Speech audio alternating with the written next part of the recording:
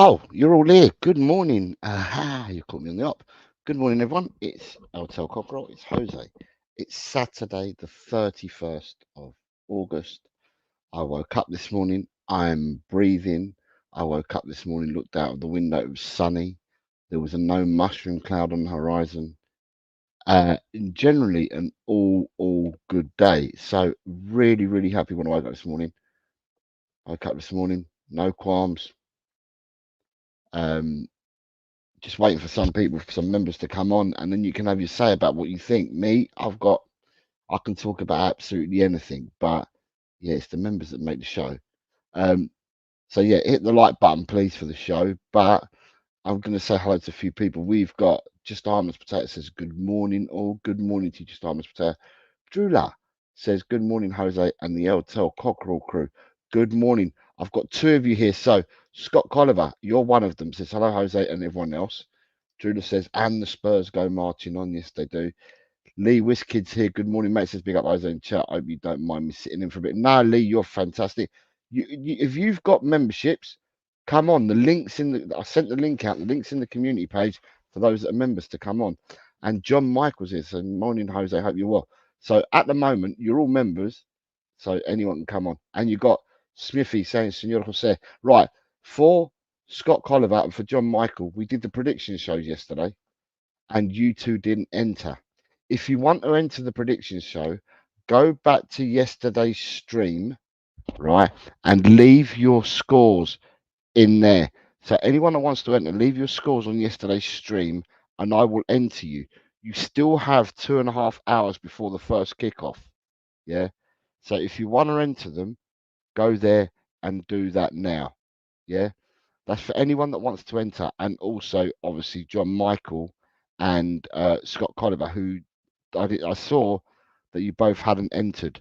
And then we've got Finn. Good morning, Finn, sir. I hope you're well, mate. Says morning. How's everyone in the chat? Yes, Finn, I am well. Thank you very much. I hope you are too. And we've got Graham said, good morning, Jose. Hope you're well. And he's saying hello to a few other people. I think he's going one by one. He says hello to Spud. Then it's hello to Drula. Then it's hello to Scott. Then it's hello to Lee. And then it's for people saying later. DC says, did I drop down the predictions table last week? I can have a look. Scott Colliver says, I will not end that. I am in the other two competitions. That will be enough for me. All right, Scott, it's your call, mate. I saw that you came on yesterday, said hello, and then didn't see you for the rest of the show, so I wasn't sure. But yeah, Dave, good morning, mate. You must have seen that I saw yours because I commented back to you. So I obviously saw yours because I did comment back to you. I'm not sure whether you've seen the comment, but I did comment back. Anyone that left them on the stream after the show yesterday, I've responded back to tell you, yeah, all received or thumbs up. And so I responded back to everyone on this. You might have been tired yesterday, Scott, but it's never too late to enter in, mate. I mean, if you're in the other competition, then all you've got to do is copy your results over, and then you're into this one. Finn says, bring on the Magpies tomorrow. Come on, you Spurs. Yes, exactly that. Exactly that. Bring them on. David Clark's asked me a question, so I'm going to have to see if I can find it. Bear with me a second. Bear with me a second. Right. David Clark, where are you? Where are you, David Clark?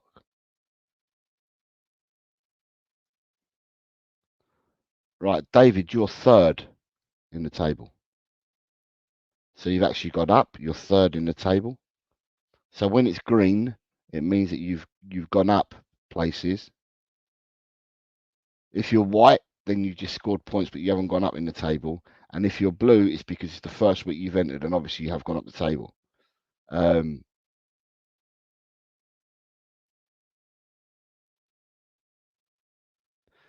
then we've got people saying hello to each other again. Kevin Clark, good morning, Kev. Says morning as from a sick bed. Great to have a week off and end up ill. Kev, I feel for you, mate. I feel for you. Let's hope that tomorrow 3 points is on its way and delivered to you to your sick bed, makes you feel better, mate. So yeah, positive vibes to you and hope you feel better. So yeah, David Clark, you've gone up in the table, and just so people know, look, this is the further down the table. People that have entered for the first week are all in blue, and they've all gone up in the league straight away. After yesterday, we've now got 58 people that have entered. So Spurs GCTV says, sorry, we'll only be here for a little while. About to go out. Transfer window is what it is. No need to panic. Let's batter Newcastle tomorrow. Dave Williams says, morning time to say. DC saying, I'm hearing rumours that another Spurs player is injured since Andy's press conference. Is it true or just not true? I don't know what you're talking about, David. In all honesty, I think the Irish Hotspur were covering the under-21 game last night, Southampton Tottenham, and I went into their chat and I was commenting, and my last comment that I made was, right, keep up the good work, guys. I'm off to play football. And when I get back in from playing football tonight, I'll be watching a film with the family, and then I will go to bed and wake up in the morning and see what's happened. So I haven't got a clue. I haven't bothered looking. So I don't know. Scott Sandwich player, we don't know. Christ, I'm fourth. Champions League, here we come. Yeah, good start. Good start. Dave Williams, glad the window's now closed for us all. Just focus on Newcastle and the upcoming games. Yes, exactly that. Exactly that. So glad the window's closed. I hate all that shiz, is what Lee Whiskered's saying. Right. I mean, I went out to I do a £1. £1. Don't gamble, it's bad for you. I do a £1 accumulator if I can every Saturday. Right. So I've gone and put my accumulator on. I've done a 15-team accumulator. You get carried away, you start thinking, oh, they've got a chance of winning, they've got a chance of winning. I've done a 15-team accumulator, and I think the odds are 9,400 to 1 on this accumulator I've done. But I do these wild accumulators.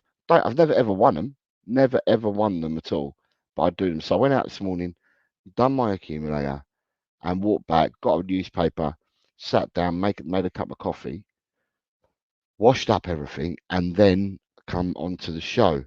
But whilst I was out, I had to walk into the village to go and get this, to go and put the accumulator on, and I had to also walk into the village to get the paper. And when I've come back during my walk up there and back, I've heard I had Talk Sport on. So from Talk Sport, according to them, what's it called? Ivan Toney's gone to Saudi. Jadon Sancho has gone on loan to Sancho's gone on loan to Chelsea. Raheem Sterling's gone on loan to Arsenal. The boy from Arsenal, Nelson's gone on loan to Fulham. Odsonne Edouard has gone on loan to somebody from Crystal Palace. It might be Leicester that he's gone to. So basically, I wasn't keeping up with anything that was going on yesterday. I know that, or I heard, I haven't read into it, but I've heard that Tottenham, we got rid of Gio yesterday, and that we've now brought in that I don't know, we've got some really fancy get up for some guy that they've got, Johnny Cardoso or something. We've got some fancy gap. I've not bothered reading it yet because I didn't want to get too into it last night. I've not read into it, but I haven't got a clue what's happened with regards how we've bought him or how we haven't bought him, whether we've got a right to him, whether we've got a sell-on fee. I don't know, but something's happened, and so Tottenham have made something. Can I ask a question, you guys? Because it's quite weird, because I'm 10 minutes in, and I've not had any of the members come on yet. Did you all receive the link for today's show? Because I'm sure I put it in the community page for members. I'm quite surprised that my Australian friends haven't joined me yet, because I thought they would have been jumping at the bit to come on this morning. And here's one of them here. Look, you got Peter Kagayas says, hi all, 7:10 p.m. in Melbourne. Yeah. Good evening, Peter. You're more than welcome to come on. You're a member. The member link is in the community section for the members. And people are, this is your calling. You can come on whenever you want. John Michael is saying, I won 2.5 something last season on a 10-team ACCA. Good morning, Tequila. It's been a while, mate. How are you, sir? How are you? I hope you are well. Here we go. We got my first guy. Look at that. It's the sheriff. As soon as you said it, Jose, as soon as you said it, I had to go and check it out. It was there, wasn't it? Yeah, it's in the community section. Yeah, but I thought it sent out. I thought it sent out a message to members before. Oh, I think I got that as well. Okay, fair. So I just wanted to make sure it worked. So it has worked because you're here. Let me just read out these comments and then I'll come into you. Yeah, no, that's all right. I'll just check through my phone. Says, and I've gone on loan to Looney Bin, which sigh what this transfer window did to me. Right. David Clark says, I wonder if that lady from Leicester who won £250,000 on a bet when Leicester City won the Premier League has blown all his money. So it's a lady, but then you're saying his money, not her money. You're saying his money. Tequila says it's nice here. I recommend it to everyone. I don't Looney Bin, which is so what this transfer did to me. Okay. Paul G is here. Says good morning, Jose in the chat. Mark, you've done your predictions. I would pull them up and I'd get them in there. Yeah. Well, that's why, because I tried to do it on my phone, right? But I can't copy and paste anybody's. So I went on my laptop and I could copy and paste. I don't know whose comment it was, but I just copied and pasted it and put my own scores in. And put your own scores. That's fine. Cool. So I will get your scores across. I am well, Tequila. I am well. Nigel from Pure Coys. Good morning, Nigel. Says, big up those in the chat. Much love. Glad the window's closed. It's been a disappointing one for me, but we get behind the team now. Lee Whiskid has said, whilst Chiesa may well be a bargain of the window, that's literally all we've done and a keeper for next year. But to be honest, Lee, the one thing I did say about your new manager coming in is that I felt that he was inheriting a good squad. And, you know, at the end of the day, you bought loads of midfielders last season to bulk up your midfield. And the season before that, I think you bought loads of strikers to bulk up your strikers. So basically, you know, unless you see something fundamentally wrong with what Klopp and the brigade did before that, I thought he was inheriting a really good squad, to be honest. You got people saying hello to each other here. Peter is saying he's getting ready for work, Jose. Right. Oh yeah, because you go in the evening. Don't know if I'm a member or not. Bill, to become a member, you got to go onto the channel and it says membership, and then you click a membership there and you become a member. And then it doesn't look like it, does it? Because you ain't got that squiggly thing. No, but looks like an S. I don't know whether Bill uses how often Bill uses YouTube. Bill is a very, very good friend of mine. Used to come and watch me play football when I was a kid. So he's a good man. Good man. Yeah, it's a struggle. I'll tell you what, Jose, it's a struggle if you haven't got a laptop. If you've got a phone, there's no join button. Isn't there? No, on the YouTube bit. Okay, no, definitely not. Because before I got my laptop, I had to get a mod or something to put the link in, and you click on that and it takes you to like a Google page or something. Yeah. I don't know how to do it, Jose, or else I'd put it in your comments. Fantastic. Well, no, honestly, I don't know how to do it. I don't know how to do it either. But no. Well, I do, because I do it, yeah, from a computer I can do it, because you just go to the name of the show and you can join and become a member from there. I was going to say, trouble is, if I open YouTube, it's going to make noises, and I don't know how to turn it. No, it's fine. People can find their own way. Yeah.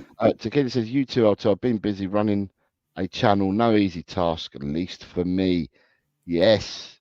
Rakesh says, oh, good morning. He says, hi, guys. Long time no see. Big up. Hi, Rakesh. I hope you're well, sir. Rakesh, you're another one that used to play the predictions last year. If you want to do the predictions, Rakesh, go on to yesterday's stream and enter your predictions there, mate, and you'll be into the league. You'll have to get me on sometime. Yeah, Tequila, I keep hearing this all the time, not from you, but from your spiritual leader. Keeps messaging me, says he wants me to come on, tells me am I available on certain dates. I say yes, and then I never receive an invite. So, at the end of the day, if I'm around, I'm around. If I'm not, I'm not. But yeah, I help out anyone. Tequila says, need to get one of the stars next to your name. Yeah. Lee Whiskey says, I personally have no problem with the squad we have, just all the speculation and heads falling off with the rest of our fan base. That's a ball lake, otherwise sound. And Druda says, it's a nightmare to join memberships on a phone. So yeah, okay, so memberships must be done. When I come out of here, Jose, and I go back to YouTube, because if I do it now, I don't know how to do it anyway. But when I come out and I go back to YouTube, I will get the link and I will put it in your comments, because I expect I'll only be on for 10 minutes, 20 minutes anyway. But isn't the link? No, you can be as long as you want. Right, but isn't the link? Hold on. You've just reminded me. Right. No, I want to make the link to join. Yeah, the link's pinned to the channel. The link's right at the top. Yeah, but sometimes it's difficult to see that on a phone. If you've just got a phone, if you've got a laptop, it's easy. But if you've just got a phone like I used to have, it's an absolute nightmare. You got to get someone to put the link in. Let me have a look, because I have a phone in front of me today, because I don't normally have a phone when I do this. Let me go into view channel. We're currently live now, aren't we? So I'll go into live, members calling. Oh. Well, I will premise this fact by saying I've got an iPhone. So I don't know how easy it is on an Android. But on an iPhone, it's nearly impossible. Is it? Yeah. Interesting, because I've got I had to get a mod of the... Okay, in the iPhone, because I've got an iPhone as well, right? Oh, right. Just to say, right, I don't know whether we can see it. Right at the top, that big white line is where you click to the members link on an iPhone. It's right there. So going on the iPhone, you go onto the show, and right at the top, there's a white line that says Tel Cockerel, and it's got the link right beside it.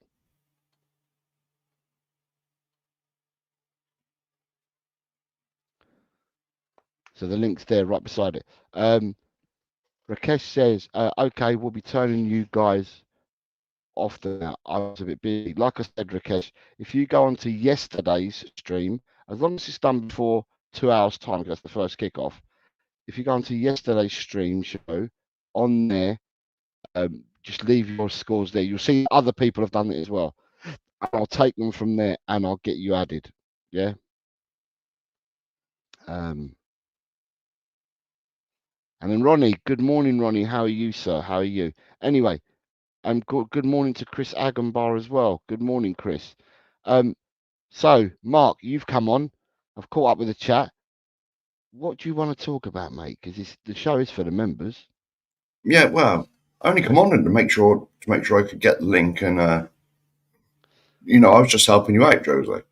No, people that are members, if you're a member, you're more than welcome to come on. So you come on, it's your show, talk about what you want. No, but it's when you said about, is the link in the thing and that, I just thought, well, to be honest, but the way I am with laptops, I thought someone's bound to beat me. It takes me about 5 minutes to do anything. Phil Coys is here. Good morning, Phil. I hope you're well. You didn't give me the score for Everton versus Bournemouth. It's the only one that I'm missing from you, Phil. God, you're up on this, aren't you? Who's that? You are. I've got it right. I've got it right in front of me. I've got my laptop open right in front of me, so I can see who's entered and who hasn't. And because I know who entered last week that hadn't entered this week, I knew you were one of them. Yeah. So, but now you've come on and you messaged to say that you've done it, and I can see the people that entered last week and the week before that haven't done it as yet. And then obviously I can see names in here of people that haven't done it, but I'm saying you can do it. So, trouble is, Josie, when you're on like 4 o'clock, I'm busy normally, and so I sort of miss that show. I normally try and watch it back, or some of it. But like I said, if people ain't around for the show, right? So it's all received. Phil, put you in now. If people are not around, like I said, I've made it quite clear to everyone. But I'm quite happy to receive your results. If you can't make the show, but at the end of the stream, leave them there. I'm not doing what I did last year, where I was chasing people in all sorts of groups. I won't be doing that. So No, I saw that, Josie, in the WhatsApp group. and I've ignored both comments. So there you go, because it's quite clear what I said to people. Well, it's your group. It's your group. You do what you like. But I remember last year when you was like putting, you know, you haven't done it. You haven't done it. You haven't done it. Yeah, I'm not doing it again. So no, it's too much. Well, to be honest, Josie, I ain't got the patience to do that group like to do the predictions like you. It drive what. I know exactly what I'd do. I'd do it for a couple of weeks, and I'd forget, and then I'd be like, "Oh, sorry about last week." And then I'd do it for another couple of weeks, then forget again. And in the end, people just get fed up and leave. So that's exactly what I'm like. Yeah, at the end of the day, I mean, the competitions that we're doing, the other ones as well, the online ones, they prompt you each week. So yes, I get emails. You get an email. Everyone gets an email on a weekly basis to say, look, you haven't done, this is what you scored last week. This is what's coming up this week. So everybody gets an opportunity to do it. And you've segued into it. Right. For people that want to enter predict the Prem football, it's not too late. People can still be caught up. It's only the third week, but this is an online league that we've got, and it does everything and all the calculations and does goal differences and that. That is the link for Predict the Prem, and there's a code to enter the LTL League. And also, we've got a Fantasy Premier League. So if you do fantasy and you've already got a team, then no problem. Just enter the league code and you enter to LTL. If not, you'll have to select your team from scratch, and then you can still enter. Both these leagues are in the community page as well. When the email I got, it said your job's under threat. You may be sacked soon. I don't know why it would have said that to you, but no, it didn't. But I'm doing awful. I think I'm down near the bottom. I think you're down near the bottom. Of what one? Both of them. I think. Really? The online thing. I ain't checked my account now because I'm on my laptop. Okay, I'll check for people now whilst we're on. The Predict the Prem one, I was down near the bottom, I think. The Predict the Prem one's weird, but we'll have a look. Right, so what I've done is for people that want to enter any of these two leagues, I've just put the links in there, so they're there and there for anyone that wants to enter them. Morning, mate. Bournemouth 2-1. Marcos, you have to go onto my stream from yesterday, and in there leave all your scores. Yeah, you'll see that my stream from yesterday, after the show's finished, you can put comments in there and you can see that other people have done theirs. You'd have to leave it there, Marcos, because you missed yesterday's show. So I think I'll be the last one in there because I copied and pasted somebody else's and then just put my own scores in. That's the easiest way to do it, but I couldn't do it on my phone. And then you've got Tequila. I'll talk to Domo tomorrow and see when we get you on. Yeah, no problems whatsoever. You have a chat with him. There we go. It's David Shear. Says morning to you all. David, good evening to you because it's our morning. But the link is in the community if you want to come on, Mr. Shear. I thought you'd come on. You'd have a lot to say. What's it over there? 7:30? No. He's 9, isn't it? 5:30. He's 7 hours.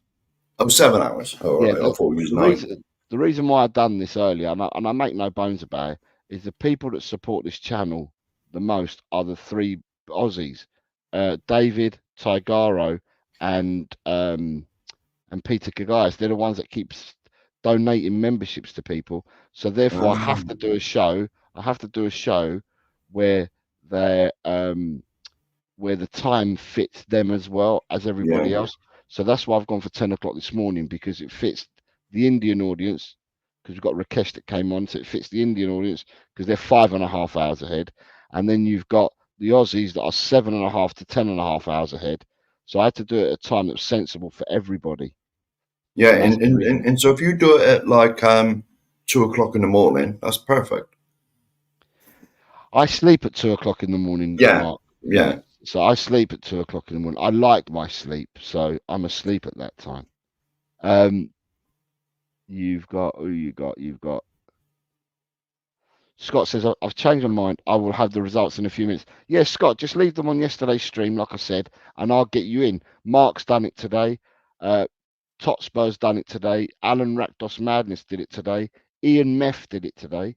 So I had quite a few people that missed the show that ended up doing it. Steve D, DJ Samuel, Dave Williams, James Love Spurs, Nigel Purecoys. There's quite a few people that missed out originally. Also, missed the show yesterday that have gone ahead and done it. So, you know. Yeah, that Pure Coys, that Nigel Pure Coys, he's just started a channel, hasn't he? Yeah, Nigel has. Yeah.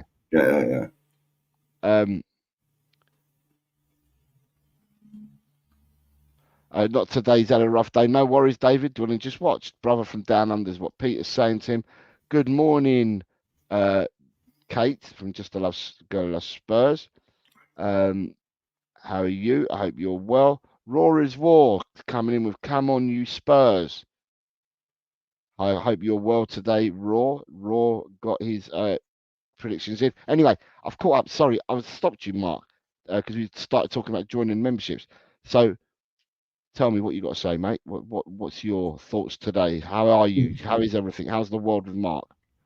Hang on. The sun is out at the moment. No, it's all right. Well, we're not playing till tomorrow, obviously. Who's the first game? Late? It's them lot, isn't it? Yeah, it's Arsenal Brighton today, the first game. Yeah. Well, I'll probably watch football. Chill out. You know, thank goodness the transfer window's finished. Did you try and get Oasis tickets? Because I in the groups you keep talking about Oasis all the time. I'm too old for Oasis. I was, but yeah, I think I had kids when Oasis was around. Chris Peters has managed to get 3 tickets. I've seen in WhatsApp groups, like there was people on the thing. Like, it's Wembley, isn't it? It's at Wembley. It's at Wembley, Dublin, Manchester, Cardiff. It's at 5 or 6 venues. Oh, is that?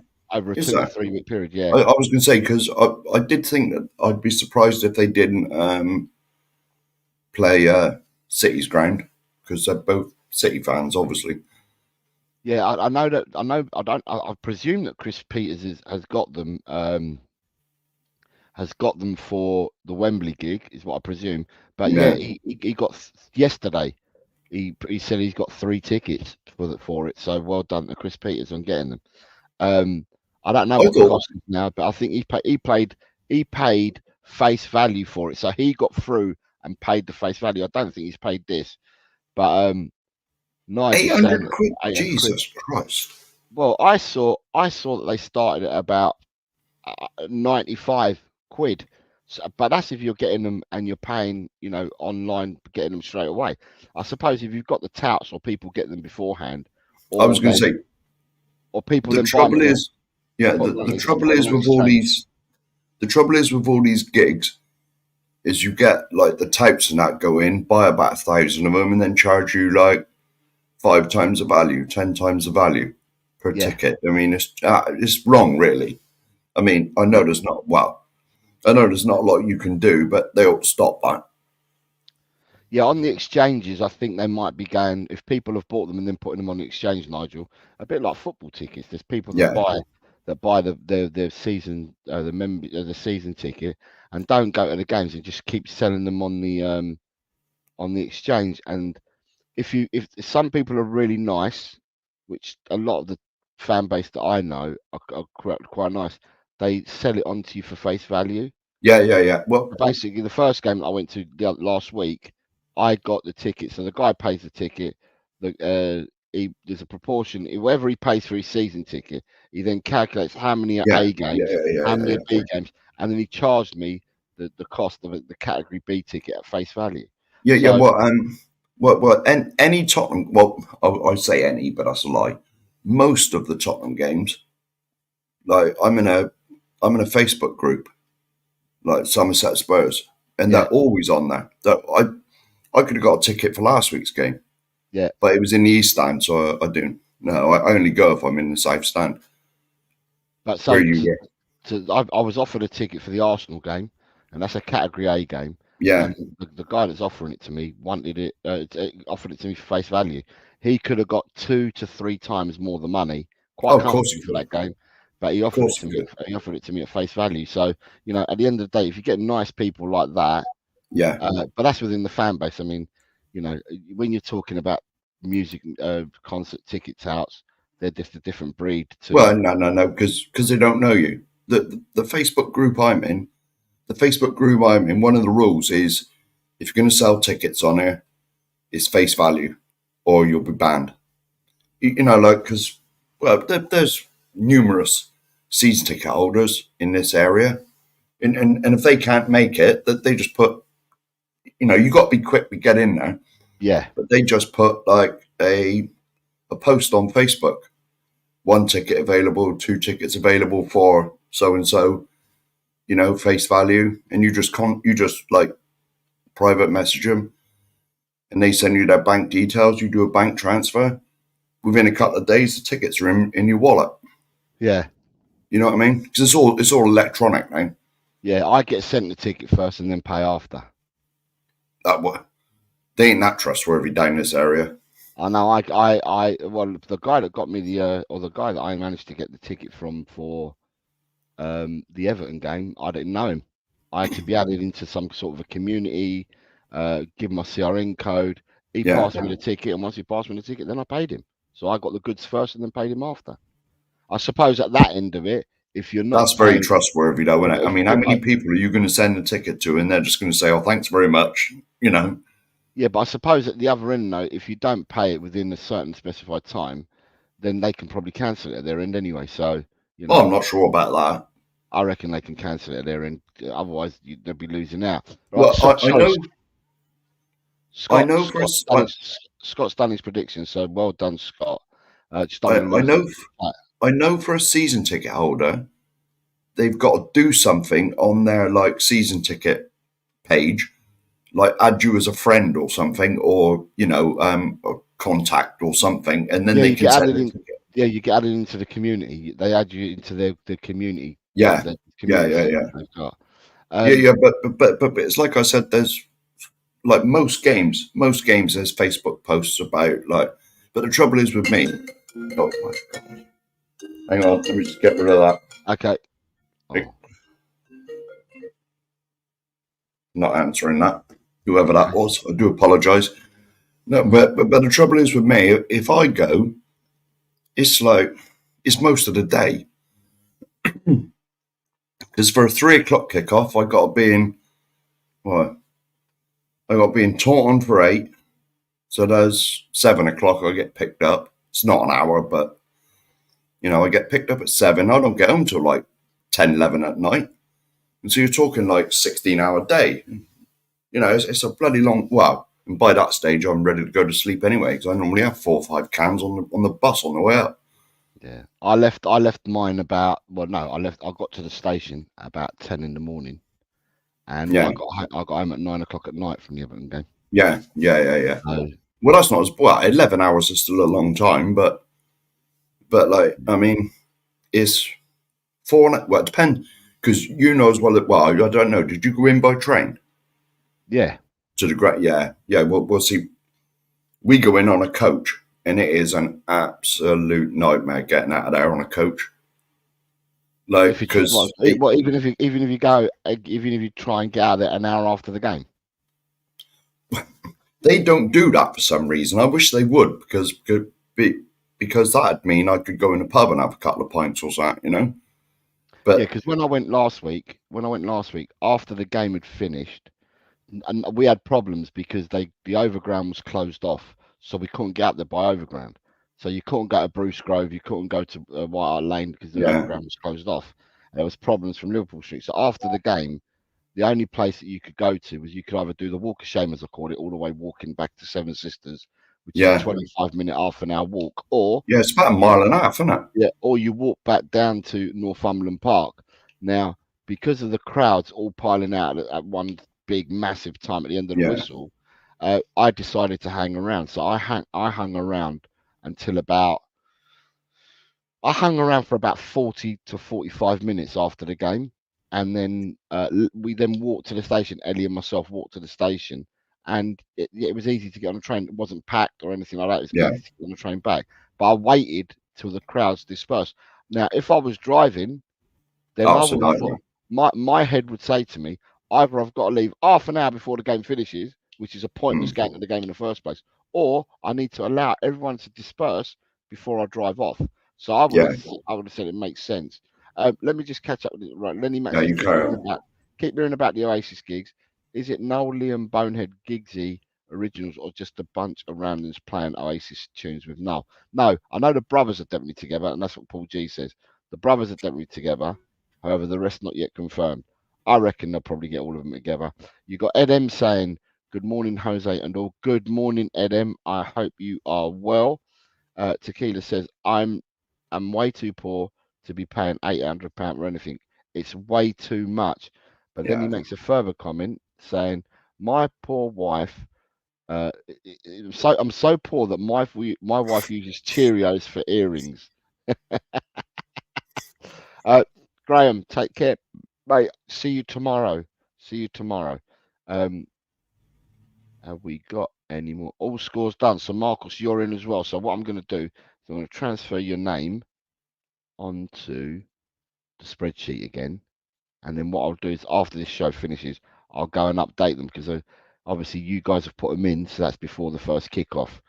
So if they're in before the first kickoff, then they will count.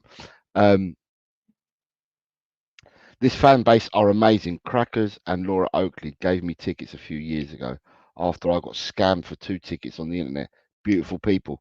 Yeah, there is some really good people, Nigel, out there within the community, and that's what I've said. There really is. Let me see. Yeah, I've never had any problems. Like, if I answer one of these Facebook messages, like, I just send them a DM, like, and they send me their bank details. So I transfer the money, and then the ticket comes through a couple of days later. Yeah. Just buy a 1987 high ace van, throw a mattress in the back, 200 quid, mate, and you're sorted. And James, who loves Spurs, is here saying big up all. Right, sorry, we've caught up with the chat again. So go on then, Mark. What have you got to say apart from what should we talk about? Transfer window? You could talk about whatever you like. Well, talk about whatever you like. I mean, everyone has their own opinion on it. So what's your opinion on the transfer window, then, mate? Well, outgoings, you've got to give it an 8 or a 9 even, because all the sort of waste men, all the deadwood is now gone. Well, did Gio and the other one get Gio went yesterday. Region hasn't gone yet, but people are saying he's going to stay with us, and it's a big but, because the Saudi league closes on Monday. It does. And the Turkish league closes sometime after. So there's still an opportunity. There's still an opportunity for him to go. Well, hang on. Paul G in the comments. Where did the name of the sheriff? I've started that. I'll ask you that in a minute, because you started talking about the. Well, I'm not sure I can say that on stream. I'll tell you in the back room, and then it's up to you whether I can say. Well, because I'm not sure, because you said it was because where I live in Somerset, but it's nothing to do with that. When you was on Adrian's show the other night, you said it was good. Yeah, I wasn't on the other night. No. It's when you was or it might have been in comments on here. The sheriff's here. It was something you said something about it's because I live in Somerset and it's sheriff country and all that. No, sheriff country is Nottingham. It's not Somerset. I know that. Yeah, already. I know. So it wouldn't have been me that commented like that, because I'm not. I'm fully aware of where sheriff. I'm sure it was, unless it's just me being a bit senile again. I'll tell you what. I'm not going to call you senile, but I know it wasn't me. Well, I know I'm senile. Okay, well, it wasn't me. And right, but before you answer that, let's go back to the window. So for you, the window is you said about the outgoings, you're giving it an 8 or a 9, but 8 or a 9. Okay. But the incomings is very disappointing. You know what I mean? I mean, we clearly haven't filled the gaps in our squad. Like, where's the left back or the left centre back or a player that can play both? Where's the number 6 that everyone's been crying out for? And to be all right, it's all right bringing all these kids in, but they're not proven, are they? I mean, who knows? Who knows with these kids? They might be brilliant, but in all fairness, on the other hand, all right, let's face it, we all hope they're brilliant. But on the other hand, they might be pants. Nobody knows.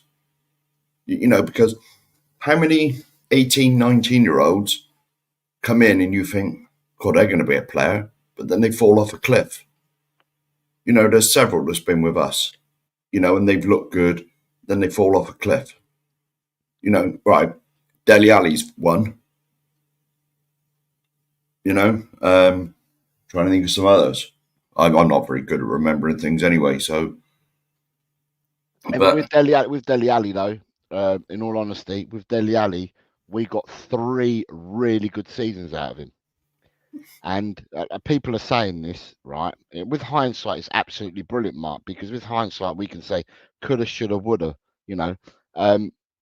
with people like Dele Alli, Eric Dyer, and people like this. Eric Dyer was never good in the first place. No, but hold on, let me land, right? So with people like Dele Alli and Eric Dyer and players like that, you could say Christian Eriksen, players like that, when they've got to the state, that they've absolutely hit the bar, right? They've hit their ceilings, they've hit the bar, right? And they started to drop off and wane just a touch.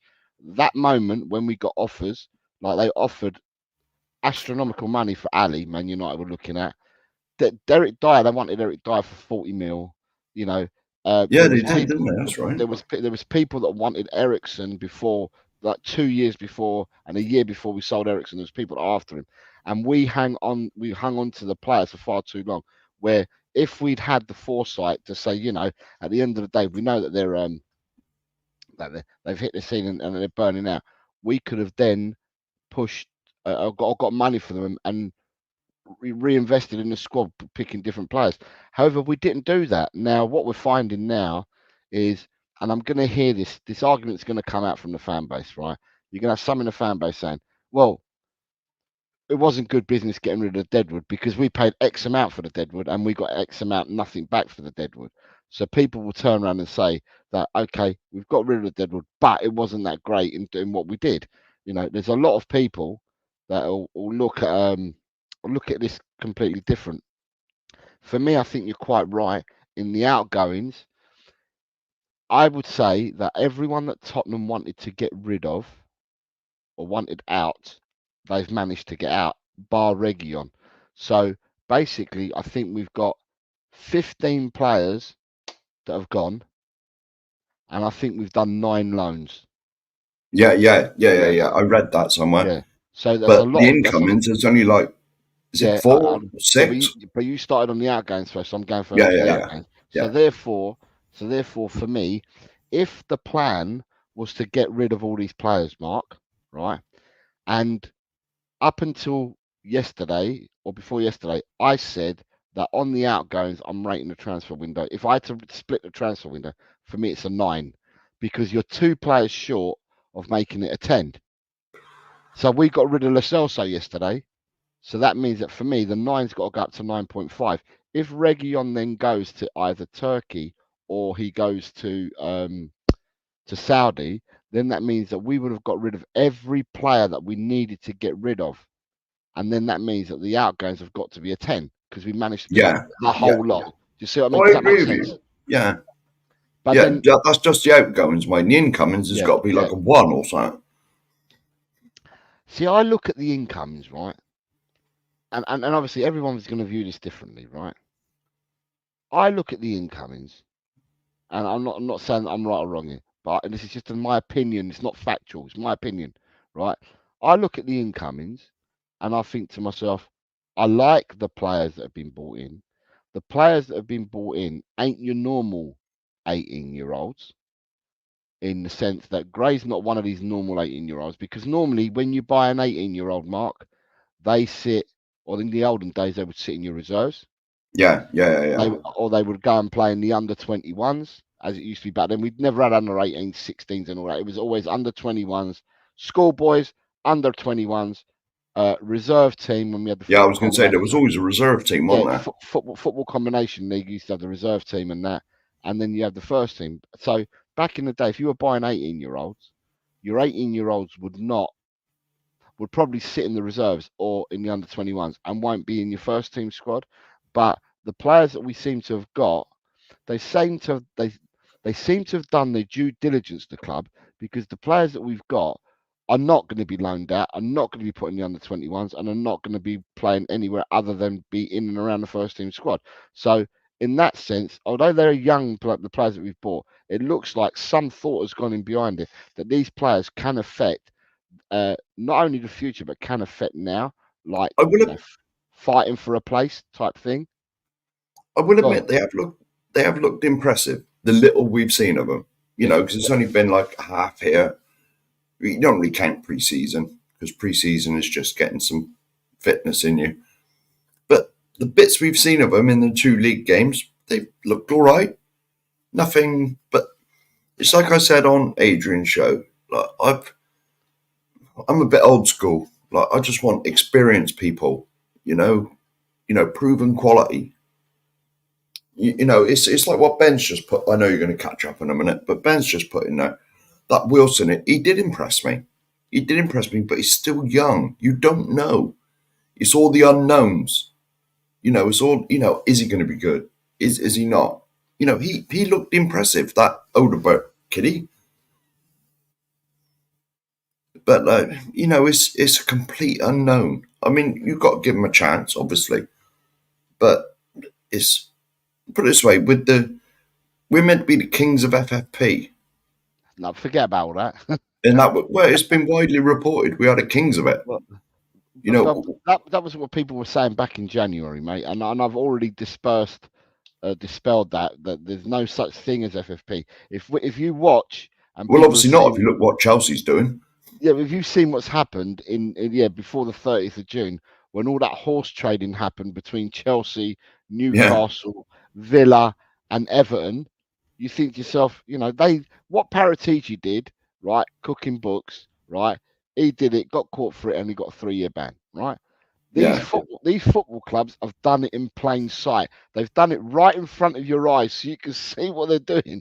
So, and to me, the Premiership, they haven't got a clue, and the Premiership won't catch up with these teams. They'll get twisted in and out by the clever people that these clubs have got, because these clubs have gone and done it. And they won't get sanctioned. They won't get no. Because you could see what they were doing. They were trying to balance their books by overinflating players, between each other. But if that's within the laws, it's sort of stretching the laws without breaking them. If you know what I mean? Yeah, it is. Of course, it is. It's stretching that elastic band to the limit without it snapping. Yeah. It's exactly what's happened. And they've done it in plain sight. Yeah. And at the end of the day, when you've got a player, I can't remember. Let me see. I can't remember who it was, but Dobbin. I think Dobbin was an Everton player. He's a youngster, and he went from Everton to Aston Villa. I think it was. Dobbin is in the under-21s or whatever. Dobbin is worth €1 million on transfer market. Yet he was sold for something like £19 million. Sounds fair. But this is what they all did. They all did this, and they did it in plain sight. So for me, FFP, PSR, the new squad ratio stuff, absolutely everything. To me, they're just acronyms like the BBC, like ITV, like Channel 4. They're acronyms that mean absolutely jack shit, basically. Yeah. Right, and people will go on about it, and people will say things about it, but it doesn't matter. Look, I had Sky Sports News on for a bit yesterday, and Chelsea were linked with the entire world. Like some of the players, I was like, how the hell can they afford to buy him? Who was it they were linked with? That striker. They were bringing in everyone. Well, put it this way, I watched Sky Sports News for probably 4 hours yesterday, and not once did they go to the Tottenham training ground. Not once. The bloke that was there, because they always got a reporter there. Every ground, that's right. Yeah, they have. Yeah. The reporter that was there, he must have said, "Stuff this, I'm going home. See you later." Because they never went to him once. I'm not even sure if they went to him once the whole day, because obviously I didn't watch the whole day. That's it. David Shears just put it in. Osherman. That Osherman was meant to be going to Chelsea. There was rumours of that. I was like, how the hell are they afford? How the hell can they do this? It's interesting with Chelsea because when you're talking about this PSR stuff and all that, not only the top 7 teams that have qualified for Europe, which Chelsea becomes the 7th because they're in the Conference League. Yeah. There are different rules for Europe on the money side of it, as opposed to the Premier League. Now, Chelsea have been told, right, that under the rules of Europe, you can't sell hotels in between companies and stuff like that and put it on your books. So Chelsea's books, according to the European rules, Chelsea are in trouble. Now, people will say that Chelsea are in trouble with the Premiership because of what happened when they made their sale and what was found by Todd Bowley and his crew. They said there's been mismanagement and they found a lot of errors from the administration that had been there before. And they've admitted them, but I think the Premiership have gone and looked into it, into what they've been supplied, and dug a bit deeper. And I think Chelsea, and then this is again, Todd Bowley is going to be able to afford, or him and his consortium are going to be able to afford top lawyers, a bit like Manchester City. So we'll see where it goes.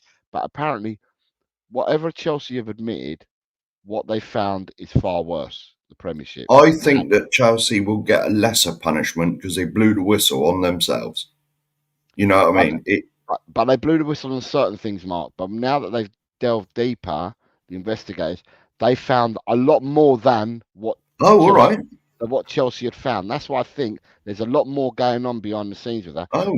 Now there's rumours saying that the Chelsea stuff is imminent for the Premiership to go and say, well, this is what we found, this is what we're going to charge, not charge with, and whatever. I think that's imminent, and that's going to be happening, which means there's going to be another court case further down the line. But yeah, at the end of the day, there's a lot of horse trading between teams, which yeah. So so just a harmless potato says, and I don't quite agree with this because I heard the interview. Just a harmless potato, he says, I believe Ange is not very happy with the window. He has been asked, do you feel like you've been backed in this window? He only answers, yeah. He says nothing more. He actually did in the interview yesterday. In the interview that he did yesterday, whether it's on the embargoed section or not, he actually went into more. Now, my thoughts about this a couple of weeks ago, right? Just a harmless potato. And from what Mark's saying as well, right? My thoughts a couple of weeks ago, and I said that Tottenham, I believe that Tottenham would have had a strategy and there would have been a plan in place to start the window off, right? However, I know that from listening to Ange and his interviews, he said that he only wants players that are sold on coming to Tottenham, that are 100% or 110% behind coming to Tottenham, wearing the badge and being there for the right reasons. And I think the reasons why he said this, because he turned around and said in the same interview, he goes, when you're going for a player, and they said, look, I've got to think about it because, I've got this person offering me this kind of money and I've got this person doing this and that person doing that. Well, he basically said, okay, well, if you've got that, go ahead and go and get it.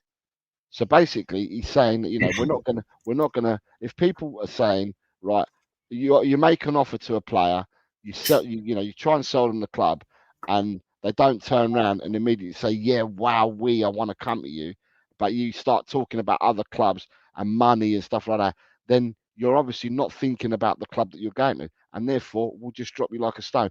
And I think some of that may have happened this transfer window. I think we might have gone Neto. I think we might have gone in for Neto. To be honest, I mean, next week there's no football next week. It's an international week, so next week you start hearing all the stories, whether they're true or not. All the rumours will come out that we bid for Paulo. We bid for Paulo Dybala. We bid €5 million for him, and they wanted 12. You're going to hear all these stories that will come out next week. But I've got a feeling that Tottenham have probably gone in for players, and have either been told or the valuations are far too high than what they expect to pay. Because as a club, you've got a buying club and you've got a selling club. The selling club believe that their player is worth X amount, and the buying club will think that the player's worth X amount as well. And then you've got to make a decision and meet along the middle. But some people could be way apart. But then I've got a feeling we've gone for players like Neto, right? And I think Neto's probably turned and said, well, I've got an offer from X, Y, and Z, blah, blah, blah. And they didn't want to entertain going in, Yeah. And saying, well, the players obviously just there for the money. And how many times as fans do we say we want players to play for the badge and not just come for the payday, right? So sometimes if you're going to say that, not you, if a fan's going to say that a player's coming for the payday and hasn't come to represent the badge, right? Then we shouldn't be annoyed if then we're not signing these said players that are coming for exactly that reason. So there's going to be a bit of give and take. A lot of stuff's going to come out in the wash, but Postecoglou did allude to it in yesterday's interview. I said on Josie. See, I told you I'm like mental. I said on Adrian's show last night, I believe our number one target was Conor Gallagher.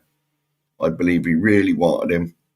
He really, but it's just Chelsea won't do business with us, or they never used to. I don't think Conor Gallagher wanted to go to Tottenham. No, and that's another thing that Conor didn't want to come here because of obviously the Chelsea links. And if you don't want to go, then you move on to someone else, don't you? Yeah, of course you do. Of course you do. Gus is saying, morning the windows is total bust as usual. But just a harmless then says, the next question regarding the age profile, well, it was definitely part of my plan because I think when you're trying to build or rebuild a team, you've got to look all managers' hope there. And I can't see the rest of it, but I did see the interview. I saw the interview yesterday, and I can't remember if it's the embargoed section or not. I saw his presser. I haven't seen the embargoed bit. The presser, and then you've got the embargoed bit that comes later on. But that don't come out till like 10, 11 at night, does it? Yeah, 10:30. But whatever it was, I watched it last night or heard it all last night, and he was basically alluding to all this. If players don't want to come and for the right reasons, i.e., wow, we want to be part of this. Wow, I want to play for Tottenham. I want to wear that badge. I want to be, I'm happy with the fan base, blah, blah, blah. If people ain't come for the right reasons, then he's not going to go for them. And he made that clear. He's not going to go to players that are not invested 110% into the club, not the people that worry about the money and, will I get image rights and, can I wear number 6 because that's the number that I want, and people that are going to shop the team. And if that's the way he's looking at it, then fair play. We can't beat the person because he's looking at that. However, I will say, along with you, Mark, I'm not going to go to say it was a crap window. However, I will say that I felt we could have done more. Or sorry, yes, it could have been better. I felt for me another 3 players in one defender, one midfielder, and one more attacker. And then for me, I would have said, okay, we've got a squad. I mean, the interesting thing is, once the dust settles, I think next week you've got to announce your Premiership squad. Your 25. Yeah, it has to be announced next week. It'll be interesting. I don't even know whether we've got 25 players in the squad, Mark. To be honest, I don't know because remember, under 21s don't count in your squad. They go on the B list. Well, you can promote them, can't you? You can promote them, but you don't have to promote them because they can still play regardless. Yeah, yeah. I don't know whether we've got 25 players in the squad for next for. Well, we ain't got 25 over 21s, have we? Surely. No, we've got. If all the rest of them are going to be on the B list, and you can just chuck them in when you want to. Yeah, so Archie Gray, Bergvall, Odegaard, right? They're on your B list. They're not going to be. Yeah. That's what I was on about. I don't even think we got. And have we got 25 players that's over like 21? I don't think we have. You've got Lancashire, you've got Mikey Moore. These are all going to be on the B list. So I'll have a look at that in a minute because it's interesting. I thought about this yesterday. I've never thought about that, but I don't know the ages of players anyway. So Ed M says, I really think we should have kept Jamie Donnelly. Just the Harmless is saying outgoings have been satisfying. Few people in the community have managed to get tickets. Ben waited over 2 hours in the queue, but only circa £150 a ticket. It's not bad. So Ben Kaufman has got 2, has he? And I know Chris. I'm sure he put in there that he had none. Oh, it says to get tickets at Ben. Waited over 2 hours and got 2 tickets. I know that, as I said, I know that Chris Peters got 3. Outgoings is massive. There's a massive thumbs up. Incomings, we'll wait and see. Defo wanted more for definitely. Paul G says good luck. It's all about timing. Ben says that Wilson's impressed him, but it was only after 1 game. Good morning, Kells. I hope you're well. Says Archie Gray will be a superstar. I know I'm slightly biased, but he is a future England star. So well, let's hope so. Kells Let's hope so. is a Leeds United supporter, would have seen Yeah. a lot more Well, of let's him. hope so. Just a harmless potato says, I don't gamble. That's why I put money on Chelsea getting a transfer ban soon. Ben says, don't blame the player, blame the game. Just a harmless potato says, crack up, boom. Chelsea know they'll get a ban, and they want it to be prepared for the next 5 years. That's another thing. People are saying that Chelsea just buying because they know a ban's coming on its way, and if they get a transfer ban, then the players are all there already.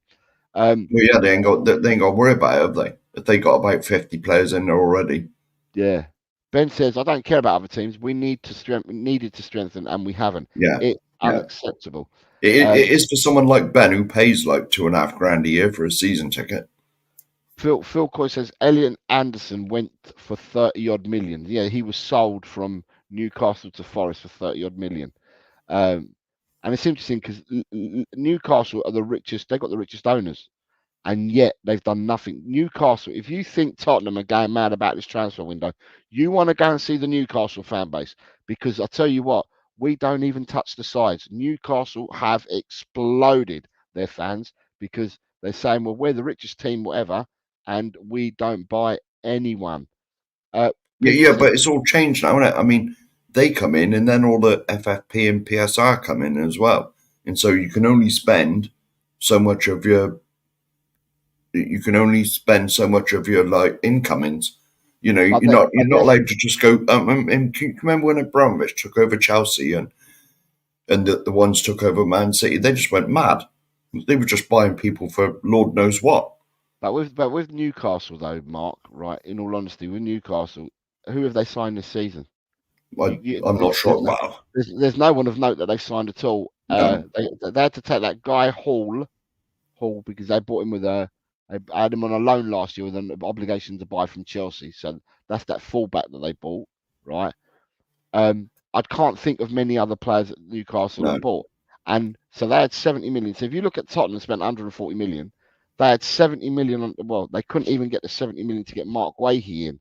So, you know, at the end of the day, they're the richest club, but they can't seem to spend any money. Well, they're not allowed to because of the rules. Well, okay, so Brighton spent nearly £200 million. And Newcastle, sorry, are probably a bigger club. And so I know there's rules, but there's rules there for everyone. But other teams have gone to spend. Forest have gone to spend.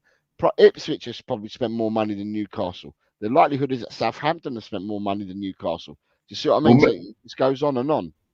Well, maybe Newcastle were up near the limits anyway, you know, because I know there's a limit in there for like it's to do with your income, isn't it?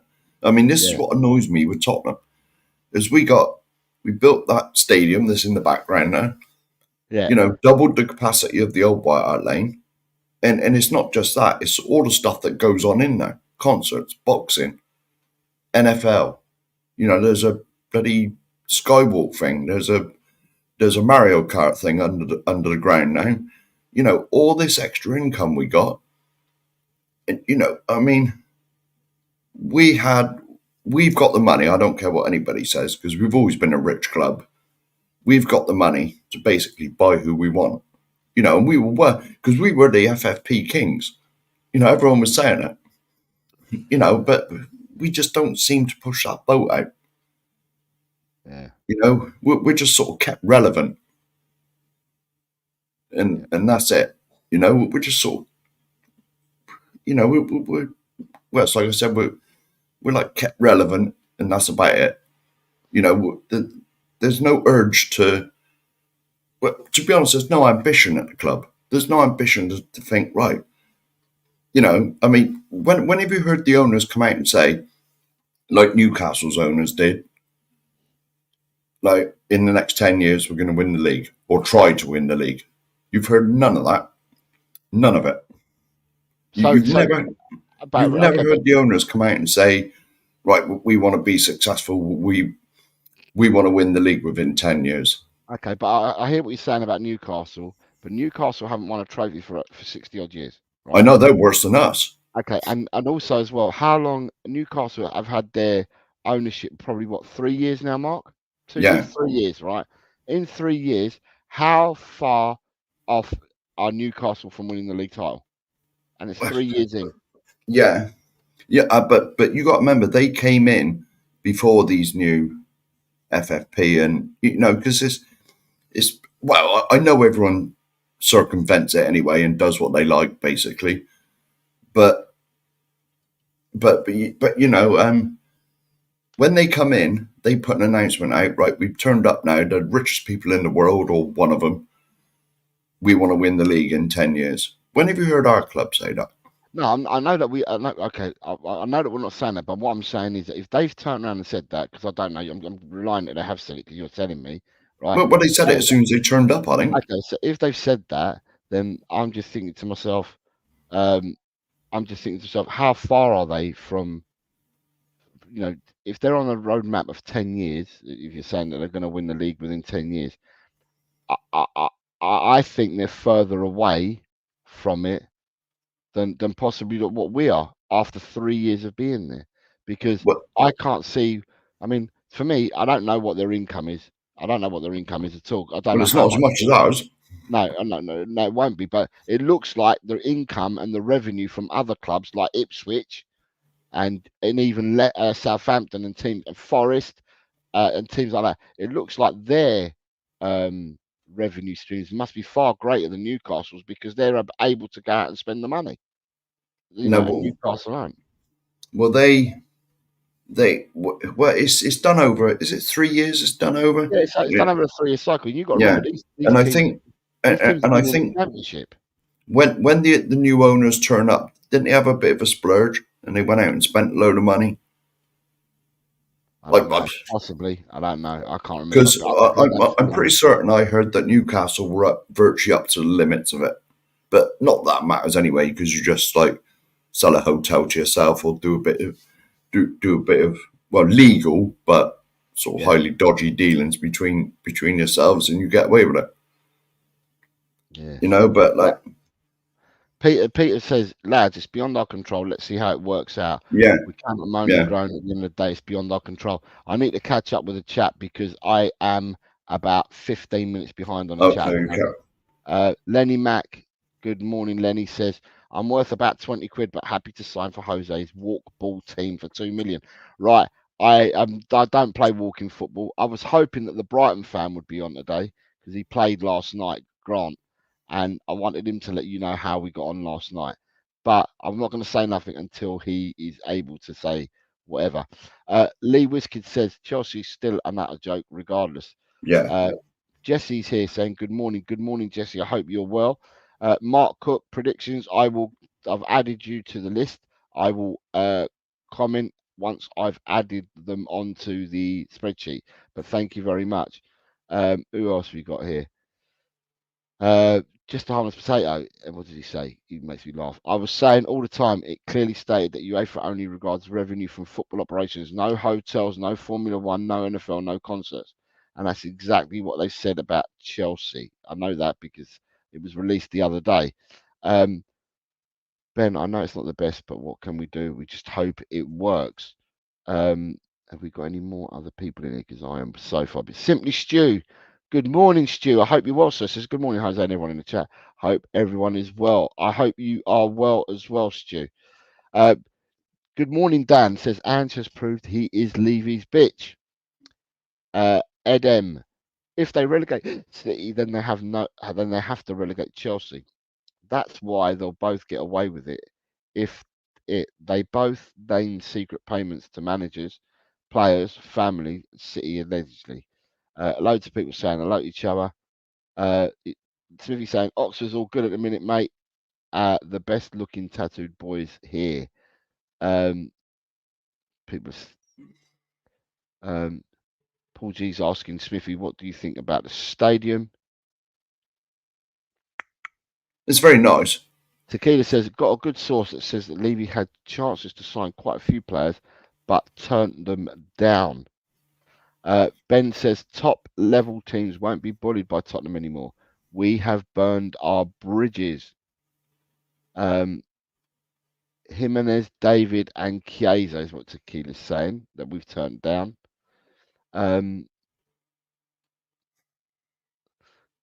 was a bit of a joke that he went to Liverpool for 12 million, was it? 10 million? I don't know what it confuses me because I'm never sure if it's in euros or pounds. £10 million and 2.5 million on add-ons. Yeah.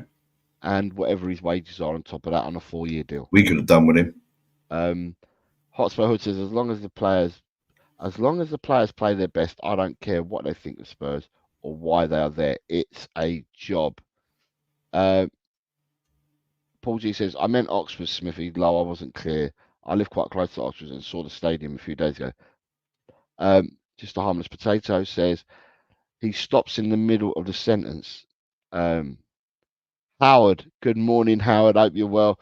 Morning tell question. Now that dust has settled, how do you rate your team's window out of 10? I'll save that because that's another question because we've got one for you as well, Sheriff, haven't we? Spurs squad, average age of 25.1. We will buckle under pressure, says Ben. Mr. G, good morning, says we have 14, including Reggie, overseas players in the Prem. So you can have a maximum of 17. So that shows you. I think we'll have a look. I'll have a look in a minute. Just want to catch up with this. I'll have a look in a minute. But I think that our squad won't be as high. We might not have 25 players in our squad this season at the moment. Just Thomas says, I'm subscribed to the Perception Detective, an attorney trained in statement analysis, which makes me basically an expert. So obvious Andrew's not comfortable with the window. Lee Statham is here saying good morning. Hello to everyone. Hello, Lee. I hope you're well, sir. I hope you're well. Hold on a second. I'm just reading out the chat, and then I'll come to you, Dave. Oh, he was here and gone. Kels, I like my team, Leeds. We brought in 8 players, but I think we could have done with another 2. A definite number 10 and a new number 9. I was speaking on Jesse's channel yesterday, and I think that you've got players that can play in multiple positions. So with Solomon, I don't think he has to be a wide player for you. I think he can play as a 10 because he did that for Shakhtar. So you've got a good chance of this happening there. I'll come to you in a second, David. I'm just reading the chat out because I'm trying to catch up. All this hype for 2 brothers who hate each other. Never been an Aces fan personally. Let me see what else we've got here. Have we got anyone else? Because there's a lot of people question. Right, I've saved your question, Howard. I've saved your question. Mr. G says European squad is more problematic as Gray is counted in the homegrown category and not the B list. Bergvall counts as an overseas and not on the B list, even though they were under 21. We will have a 23-man squad in Europe, that is. Lee says, I can't wait until Archie starts scoring and playing the way we all know he does. I remember every flip-flop that slated him before he even kicked a ball for us. Ambition is a toxic word at Spurs, says the Hotspur Hood. Levy's the new Mike Ashley, says Howard. Good evening, Tigaro. Good evening, Tigaro. I hope you're well. The link is in the community page if you want to come on Tigaro as well. Mr. G says they are not going to say that because you set yourself up for a foul. Newcastle won't win anything in 10 years. Newcastle don't make money, so they cannot spend, is what Dan is saying. Lenny Mack is saying maybe a bit much for a Saturday morning, but those season ticket holding fans that blame other fans and Levy always make me struggle. People saying hello to each other. Just Harmless Potato says we are starting a new circle like 10, 11 years back under Potts, and said in an interview Jose and Conte were at the end of a circle. They had the demographic peak of a team that Ange has to rebuild. Good morning to Tony from Early Doors Football. Good morning, Tony. I hope you're well. You've got a load of people saying hello to each other. I'm nearly caught up. Mr. G says, with all these transfer windows, you can only see and year ahead and whether they were any good. Everyone was moaning last season about signing Vicario and VDV. Lee is saying, damn, what I say is no matter what a word or Spurs do one is happy. I don't understand why we can't get behind the boys that put our shirt on and support them. There is no need for all the negatives.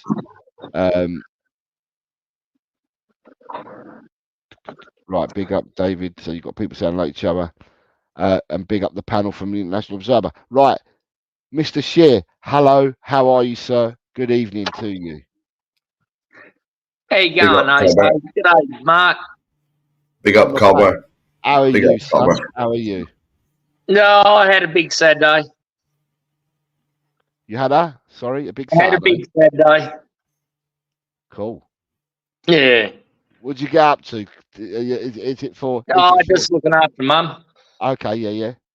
Yeah. Anyway, here's what it is. Yeah. So it's good to be on here. Loved the prediction show last night. Fantastic. You're back home now, obviously, aren't you? Yeah, I am, mate. Yeah. Good. Yeah, she just got out of respite, so. Cool. Doesn't know where she is, really. Anyway. Yeah, you've got a lot going on, mate. You've got a lot going on. Yeah, like other people. Love the channel. Met a thorough gentleman in Tony and Jess on JSY. And we've got a really good community here. It's good. It's awesome. Thank you very much. International Service says, we are starting a new chapter, really, for the 5th time of asking. Tomorrow never comes with Enoch. Totally underwhelming window. And as I said, everyone's going to have differences of opinions. I don't know whether you caught the start of the show, but at the start of the show, I turned around and I said that I woke up this morning. So last night, what I said, David, is last night, my evening, it would have been early your morning. Dave, the Irish Hotspur, was doing a under-21s game. Yep. And in that, I was making comments, and then I turned around and said, right, I'm off now because I'm going to go and play football. And when I get back this evening from playing football, I'll be watching a film with the family. Then I'll go to bed, and I'll wake up tomorrow morning and think about what happened the night before. And I said, I woke up this morning, the sun was shining. Yeah. It's not shining now, but the sun was shining when I got up this morning. And on my way to put my £1 accumulator that I do for football, £1 accumulator, and I went to buy my newspaper before coming and making a coffee and coming on the show. I listened to TalkSport, and on TalkSport, I caught up with what happened last night, who bought who and who went where and all that. And when I woke up this morning, there wasn't a mushroom cloud. So we're alive. No. We're here. It's a new day. That's right. And deal with what we've got, not what we could have got. Yeah. That's my opinion. You know, deal with what we've got, and that's what Andrew's got to manage now. So we are what we are now, aren't we? Yeah, it is what it is now. Let's get to it. It's butts and roundabouts. I'm over it. Have been for the last, since the window started. Are you allowed? Right. So this is for Mark. Mark, are you allowed to answer this or not? Because the question is still there. How did I'll answer. Well, yes, I can without naming names or anything. Now, this all comes from there was a certain individual in the Spurs community that I called out because he was. I'm not mentioning names, but let's just say there was a WhatsApp group that I was in years ago. We're going back 3 or 4 years. And a certain individual would go in there, Photoshop comments and report them to somebody else. And it caused a lot of arguments and nonsense within sections of the community. Now, this individual, I'll tell you backstage who it is. This individual I called out on a show, right? And it was, can you remember Rez that did Rez and Barry and that they did Shelfside Spurs show? Yeah. Rez was in Ben's shop and he come up with the name because there was about 3 or 4 streams in a row one morning, and he was following me about. He was giving me crap in the comments. You're this, I'm that, and eventually, I was calling him out. I was saying a few words I shouldn't have done, and Rez said, "Oh, you're the sheriff," and that is where it all come from. I'll tell you backstage who it is and what happened. I'm not too bothered. It's just that it's a question that Paul G's asked, and he said he Yeah, was no. intrigued. But that's where it all comes from. I'm sure it's still on YouTube somewhere if you go back, but Lord knows how long ago it is. Yeah, when you started saying it's not because of this, it's not because of that, Paul then turned around further down the chat and said, "Now you've got me intrigued." So I thought to myself, because I've started it, we'll come back to it. But you've now explained it was that. Rez that started it. No, I haven't seen Rez for ages. I've not even seen him in chats anywhere. He was doing a bit on Tottenham on tour, wasn't he? Some shorts a while ago. Yeah. But even that was a couple of months ago.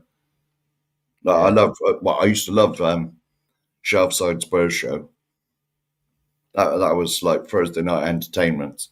Yeah, it was a light-hearted show. It was all messing about. You've got a few people here, Dave, that are saying hello to you. So they're showing you the love, mate. So you've got Paul G, you've got Tigara already, you've got a few others that said it early. You've got dry roasted peanut. Big up, everyone. You've got dry roasted peanut that's come in as well. Tigara, I'm surprised you haven't come on because I've done it at this time to try and get the Australian sponsors all on. So if you want to come on, you're more than welcome to do so. He says, I really like objective commentary on my club. It's better than the emotionally charged, incompetent shit we get from the majority of Spurs supporters. That's right. Yelling and carrying on. I think Mark's already told us, and you got Drula saying, Cobber, I hope you're well. Oh, Drula, I'm still behind you. She'll know what I mean. Right, so Mark, right, these are the players that are in our squad this season, right? You have to do the counting for me. Right, you've got Son Heung-min, Dominic Solanke, Richarlison, Timo Werner, Radu Dragusin, Cuti Romero, Mickey van der Ven, Rodrigo Bentancur, Yves Bissouma, James Maddison, Pedro Porro, Brennan Johnson, Jed Spence, Dejan Kulusevski, Guillermo Vicario, Destiny Udogie, Pap Matassar, Ben Davis, and then if we're going to include the other two goalkeepers, you've got Fraser Forster and Alfie Whiteman. I've made that 20. It might be 21. So you've got 1, 2, 3, 4, 5, 6, 7, 8, 9, 10, 11, 12, 13, 14, 15, 16, 17, 18, 19, 20, and Brandon Austin. So that's 21, right? 21, yeah. So if Region stays, that's 22. If Region leaves, that's 21. Everyone else, so you've got Archie Gray, Lucas Bergvall, Wilson Odebert.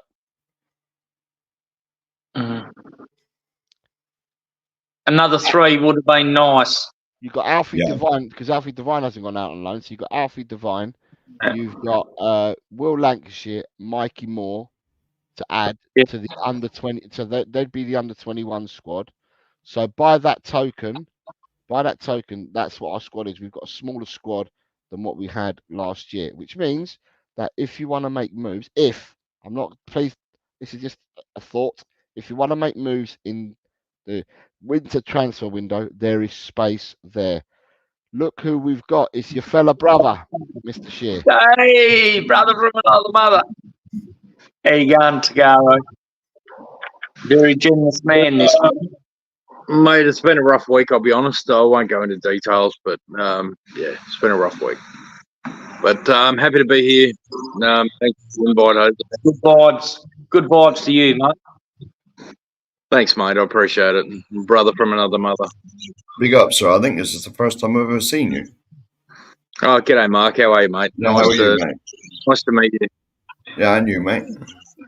Yeah, so you normally see these gentlemen in chats, but they're here. Yeah. I've seen them in chats, but it's nice. Yeah.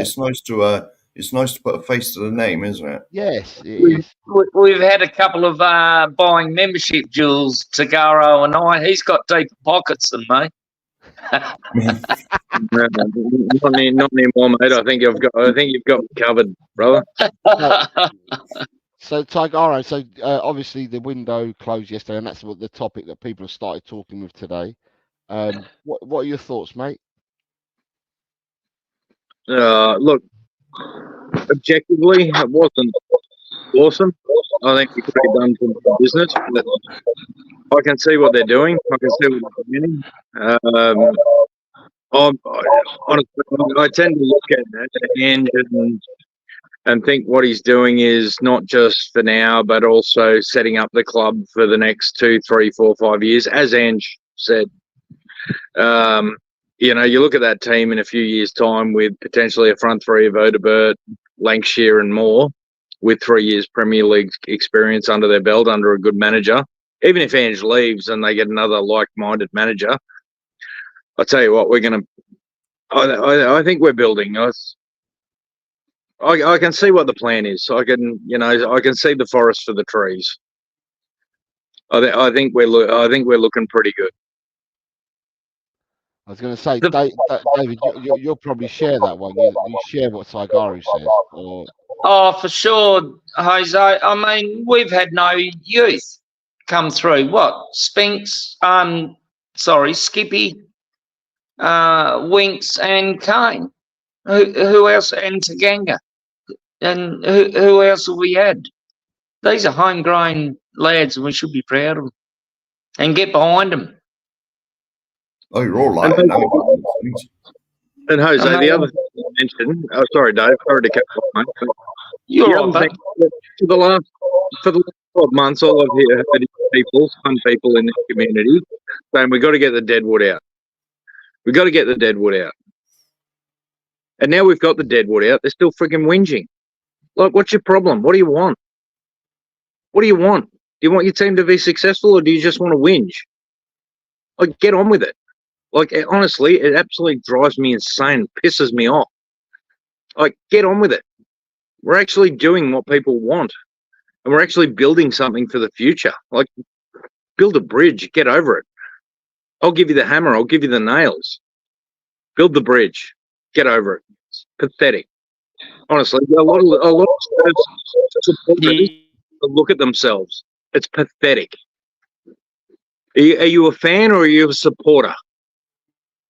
There's a big difference between a fan / fanatic and a supporter. Grow up. Like, honestly, I'm furious. I'm furious with what I've heard in the last few days. I don't know what you guys think. The disrespect that that's been shown to Ange. I mean, I don't see too many good English managers, actually, born managers. The snobbery that the Aussies have been shown is an absolute disgrace. It really is. I mean, we could let rip. We're pretty good with the vernacular, but we don't. We hold our powder dry normally. So, anyway, I'm wrapped with Bergvale and Gray. That's a positive. And Odegaard. I mean, Odegaard's proven himself in the Premier League, unlike Chiesa and all the other fancy names. And Chiesa's stats, they ain't too good, mate. They don't show up. And Neto's doesn't either. What, 15 goals in 135 games? Come on. And we're that bad against Johnson? Yes, Johnson's young and not the finished article. That's all I'll say. So rant over. Sorry. That's all right. Peter has just gifted 5 channel memberships. Yeah, you got competition, you two. You have got competition today, you two. No, right. So this has gone to Tom81, Meta Football TV, Orezam, Potato Stew, and David Clark. DC has finally got a membership. So awesome. He was asking the other day, he switched it all on, didn't he, on a show the other day, and he's finally got himself a membership. So thank you very much, Peter. It's very generous of you. I'm telling people, I'm calling people out saying you're tight-fisted with the likes this morning, people. Scott Hyams here says, big up all coys. And right, so Mark said he's come. So tomorrow, I'll start with Taigaro. tomorrow we play Newcastle, Tigara. What are you expecting? I'm expecting us to play the way we play, and I'm probably, like, to be completely objective, I'm expecting 2-2. I don't expect us to go to St James's Park and win. I hope we do. I hope it's 3-1, but I'm thinking it's going to be 2-2. I think there'll be 4 goals because there's always goals between us and Newcastle. So yeah, that's where I'm sitting. I hope it's 3-1. That's my fanatic prediction, but my objective prediction is 2-2. Mark, where do you sit on tomorrow's game, mate? Well, obviously, I hope we win every game, you know, but I think I put 2-1 Tottenham in the predictions. I mean, because I watched Newcastle last week and they looked like they had something missing. Was it Sunday they played? They played Bournemouth, didn't they? Sunday, 1-1. And they're not clicking at the moment. I know they've got a few injuries, but I mean, if we're ever going to go to St James's Park and win, which we haven't for a few years at least, I think tomorrow's the time. I'm hoping for a 2-1, but I agree with Tigara. I won't be surprised if we want 2-2. Mr. Shear, what are you looking for tomorrow? A happy clapper 3-2 Spurs. Okay. So what I'm going to say is that there's a bit of echo, David. So what I'm going to do is I'm going to mute you for a second because the echo's coming from you. So don't worry, and I'll bring you back in a second. So this week we saw the videos coming out from Tottenham Hotspur about the training. What day of the week it is, you don't really know because it's not date stamped. But by looking at the training, people put 2 and 2 together because they could see that there was no Van der Ven training, there was no Solanke training, there was no Richarlison training. But then yesterday on the presser that Ange gave, he turned around and said that yes, Solanke's still out. He said Solanke could have made it, in fact, he said yesterday, but they're erring on the side of caution, so they're going to keep him away and bring him back for the Arsenal game. So they're going to give him the international break. Richarlison has got an injury and will not be around for tomorrow's game, but he never said nothing about Mickey Van der Ven being injured all week. So people had put that 2 and 2 and made 6 up about Van der Ven being injured. So I think most Tottenham fans would have breathed a sigh of relief that Van der Ven is fit tomorrow, because I think people had visions of Dragusin playing at the back with Romero. If you play this supposed suicide football, then you've got no recovery pace. So by having Van der Ven back in the side, I'm quite happy in a sense. The last 2 times though, gents, the last 2 times we've been up there in the league, we've been pumped 5-1 and 4-0. No, it was 6-1. It was 6-1. It's 10-1 over those 2 games. Okay, 6-1 and 6. It was 5-0 after 20 minutes. Yeah. Okay, 6-1 then, and 4-0. But prior to that, we had a decent track record going up to Newcastle. So, according to you gentlemen, are we breaking that track tomorrow? Are we winning tomorrow? Are we going to break that? A win can be 1-0. You don't have to win by a sexy score. A win can be 1-0. Do you guys honestly believe? Is it your hearts or your heads that are telling you that Tottenham will get a result tomorrow? I hope so. I hope so. David's saying both your heart and your head for tomorrow. That's right, Jose. Yeah, I hope so, because the draw the first game was very disappointing. You know, I mean, we should have won that. I mean, I always let my heart rule my head anyway. Even if my head tells me something, no, forget it. No, I'll always go for a Spurs win. I mean, even if I think we're going to lose in your prediction league, I just physically cannot put the other team to score more than us. You know, but that's probably why I'm down near the bottom. To be honest, my job's under threat already in this prediction league. Tigaro? Yeah, my heart's always Spurs. Always Spurs. And like I said, I hope it's 3-1. But having said that, my head says these are two teams who like to score goals. Like, if there's any two teams in the competition that's going to go to a 9-7 or an 8-6, it's these two.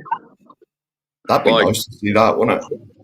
They like to score goals. Like, that's the way it is. Like, it wouldn't surprise me if it ends up being 5-4 or 6-4. It would not surprise me either way. You know, they've got Isak, Gordon, you know, Finale's back. Whether he's probably up is a different story, but they've got a good side, and I think we're never going to get off the back foot. So it wouldn't surprise me. And there's always a lot of goals scored in these games. Like, what was it, 4-1 last year at home, and then 4-0 away. There's going to be goals. So we'll just, again, I'm going for 3-1, and I hope that we get over the line and, yeah, come on, you Spurs. Okay, right, so I've got a...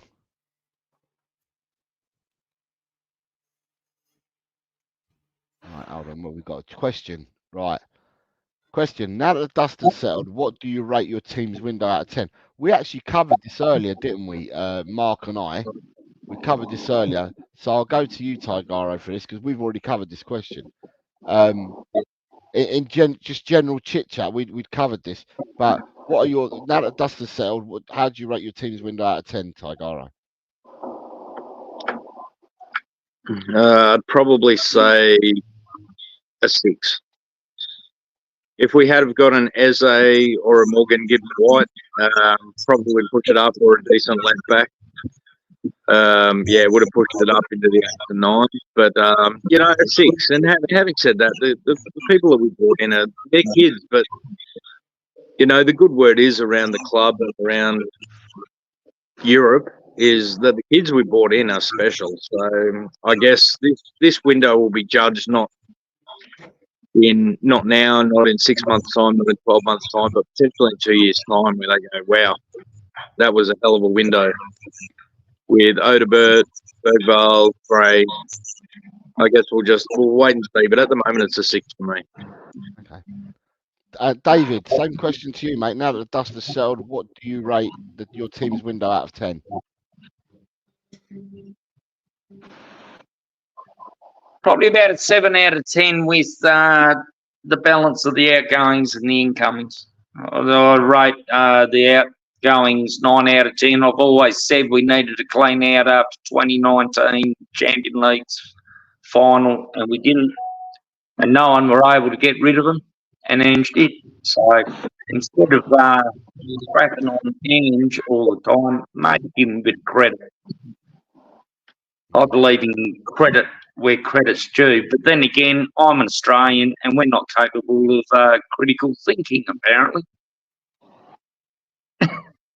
Just a slight dig at someone out there in the ether.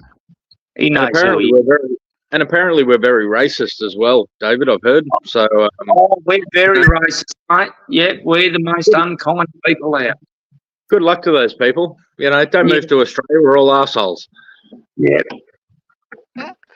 Oh, I love it. I love it. Right, next question we got, and I think. But guess what? We tell it as it is, though, Tagaro, and that's the best quality you could ever have. Right, absolutely. What I got to say to Tagaro's point is, you normally are when you play us at cricket. Yeah, there's some money. we don't mind some banter, Mark. We don't mind some banter, Mark. Yeah. We love the bands, mate. Yeah. Right. Question. Right. Question for the right. I'll start with you, Mark, on this. Howard's also asked. He says, "Where do you think you'll finish this season, Mark?" Oh. Is I'd like to say 4th, because that would be an improvement on last year. But realistically, because you got to remember, we got extra games now. I mean, we got at least 8 extra games, and I'm not sure the squad's up to it. To be honest, I'll say 5th, like we were last year. I don't think we're going to be worse, but I don't think we're going to be better. You'd like 4th, but you're going to say 5th. Yeah, I'll say 5th. Okay. Yeah. David. Where do you think Spurs will finish this season? I won't say I'd be happy to be fifth, but because I still think the quad's on, but that's just me. That's me as a supporter. That's not me. That's thinking with my heart.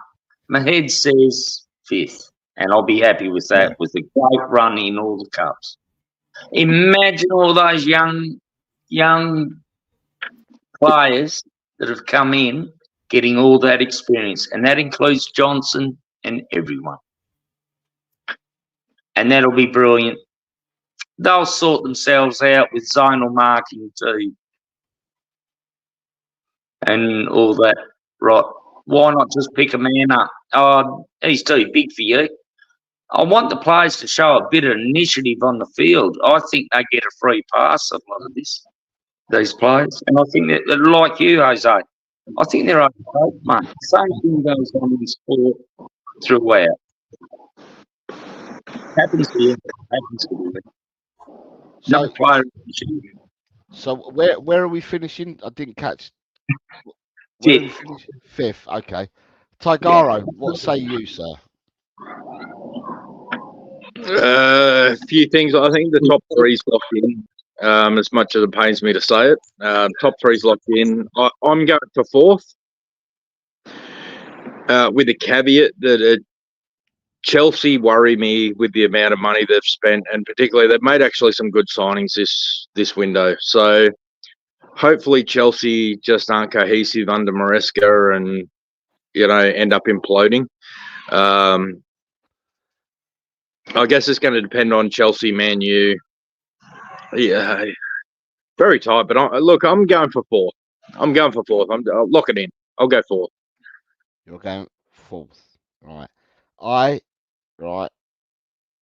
I think that Tottenham will finish in the Premiership. Oh, I don't think we're getting relegated. That's my response. Put it this way. I will take 17th and the Europa League. As I said, I'm just going to say that I think we'll finish in the Premiership. That's what we're being asked. Where do you think you finish this season? I think they'll finish in the Premiership, and that's it. I'll take 17th and the FA Cup now, or the Europa League, or any cup. To be honest, any cup's a bonus. Just so long as we beat Rangers at Ibrox for Ange, I'd be happy with that as well and finish 16th, 17th. I wouldn't be happy, but I'd accept it. Did you see his press conference yesterday when he said he's looking forward to going to Ibrox and the warm welcome he's going to get? Yeah, I did. Laugh, I did. Yeah, no, it's a bit of dry humour from Big Ange. Yeah. He loves it. The Rangers fans, if there's anyone who hates Ange more than the Gooners, which they probably don't even, the Gooners probably don't even hate him because he's been so likable. But I can tell you the Rangers hate him with a passion. Oh yeah. So it'll be interesting. Right. So it's interesting because when earlier we were asked to rate the transfer window, some of you guys made a comment and said something, right? So what I'm going to say is a bit like so last season, a lot of what I did on my channel, and I think other channels may have done it as well, but when it came to the Christmas week or the week leading up to Christmas or whatever, I did a series of shows from Monday through to the Friday where I had different people on every day asking to rate our window, our transfer window that we had already made the summer before, to rate who the best player of the season was so far, where we were going to go into the cups, where we were going to finish in the league, who our player of the season would end up being. Who is it now, but who would end up being. Now, with this transfer window, I think Taigaro, it was you that said it, that you said we can judge it X, Y, and Z, in 2 years' time or whatever. I'm actually of the opinion, right, that we could take a straw poll as early as in January to see what we think has happened for the first part of the season, and then we can assess it at the end of the season again and stuff like that. But I think that we can probably have a look in January, and not just at Tottenham. We can look at every team and assess right, because every team has rolled the dice and bought players this summer, or tried to improve their squads, some more than others. And at the end of the day, you'll know where you're going to and what direction you're going to in the shake-up by the time January comes. So I'm quite looking forward to January, to assessing where we are and maybe where other clubs are. Would that be a fair point? Yeah, Absolutely. yeah. Our transfer window this summer, well, winter for you, but our transfer window this time, it's been one of those where we could have done more. We could have done more, and it's very disappointing that we didn't. You know, it seems to be the way with the 50 odd years that I've been a Spurs fan. You know, but by the same token, gentlemen, right? I'm gonna go back to last season, right? Let me just go back to last season because I just want to marry last season to this season, right? Last season, you heard a lot of people. I'm not gonna say that I was one of them, but you heard a lot of people last season, right? When we were chasing supposedly David Raya, right, and then all of a sudden we weren't going for him. I remember there being a big meltdown, and there was a big blowout about it. And then, who's Vicario? Never heard of him. Who is he? You know, because we dropped Raya, or sorry, I don't know whether we dropped Raya or all the links linked us with Raya. And all of a sudden, we went and bought Vicario, right? Last season as well, remember, Tapsoba. I don't know whether we were linked. I don't even know whether we actually went in for Tapsoba or whether these were just links that were generated. And all of a sudden, we ended up going for Mickey van der Ven, right? And I remember people saying it's penny pinching, it's going for the cheaper option. I heard all these things last year, right? And then when we looked at it, even by January, right, when we're assessing the first half of the season, I think people's thoughts had turned around and said, "Cool, we've landed on some really good uns there in signing Vicario and Van der Ven." So, could the same be said? Could we be in the same position come January again? We could be, couldn't we? yeah, Absolutely. yeah. But on the other hand, on the other side, we couldn't be. You know, it's an unknown at the moment. It's an unknown. I agree, but I'm saying we could, couldn't we? Instead of waiting, we could turn around and be saying the same things. You know, at the end of the day, there's another thing to that too, Jose. We won't be wasting our scouting on trying to get rid of Deadwood, so we'll be able to concentrate on getting incomers. That's the flip side of it. Yeah, I think that this season, like last season, we set ourselves up really well. I think, it's my personal opinion, this is my thoughts, it's not facts, but my thoughts are that this season has started. The window's now shut. We now pick our squad next week. How many numbers we've got? Oh yes, look who we've got. Sorry, I've got another superstar joining us from your part of the world. It's your time zones. Look who it is. It's Chan the man. You're on mute. You're on mute. Chang. I'll go, Jose. I'd like to listen. Cousins, Tigaro. G'day, Chang. Jose. Chang, you legend. He is a legend.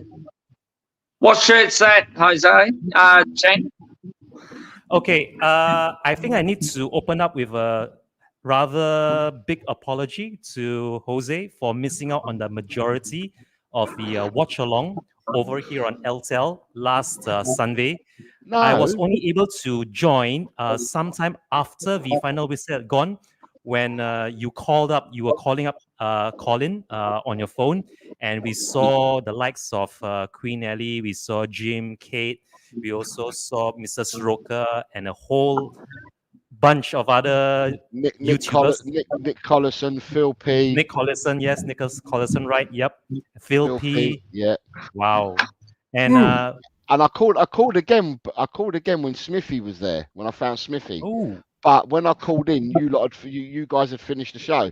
So I missed out on getting Smithy on camera as well. I think you might have called. Were you calling with Smithy when you called Jacob? Was that when you called? You called Jacob, right? I did Jacob at half time. Oh, I see. Okay. But suffice to say, tomorrow's watch along, I will be broadcasting from here, my hometown here in Malacca. Last Sunday's broadcast was horrendous because it was during the peak hours over in Kuala Lumpur, the capital of Malaysia. And let's just say that I've learned my lesson there. So I will be broadcasting here for the watch along over on Talk and Ball for tomorrow. Good. Well, you don't have to apologise for anything, Chan. You guys all did me a favour because the watch along had already been set up before I realised I had a ticket for the match. But tomorrow, in order to be fair to Colin, because he looked after the show and that, I've decided not to do a watch along. Colin can do it and get some streams out there. So Colin will be covering the watch along tomorrow. But we had some questions. I'm going to ask you the same as well, Chan.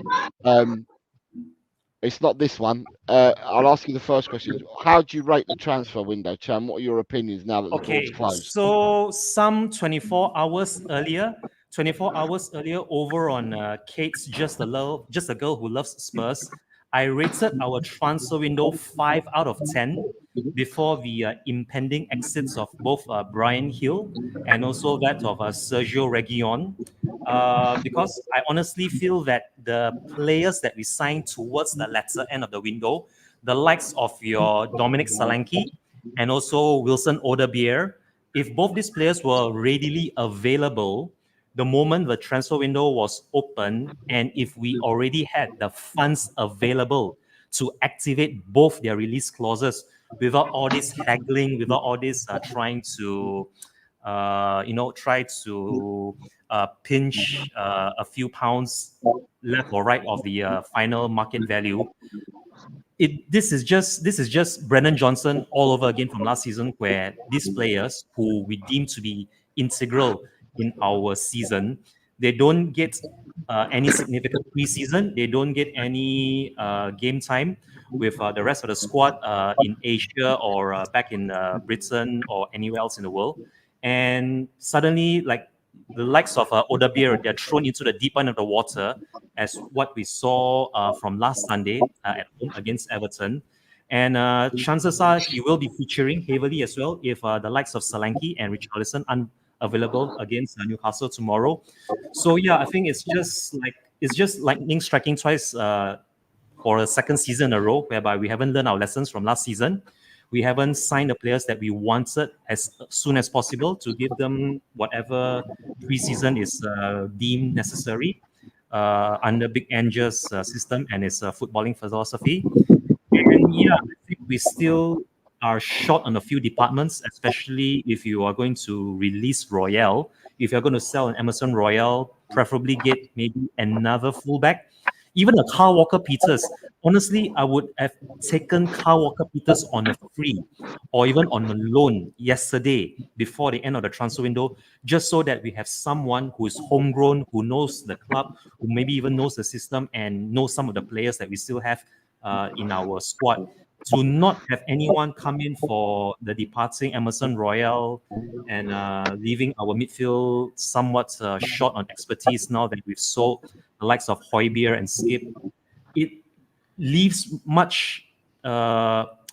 us wanting for more, put it this way, and I really do hope we don't come a cropper before January, because we can ill afford another post-Chelsea, shall we say post-2023 Chelsea home match, where we suddenly have this many players that were integral to our squad last season who were suddenly missing for a large chunk of the season. So I really do hope that the medical staff do their due diligence when it comes to evaluating all the players' fitnesses and also their injury concerns. But overall, it's not too bad a transfer window. We still got some players in, although those players have a lot to prove, honestly. And tomorrow will be a massive test for all the players, not just the incomings, but the entire squad.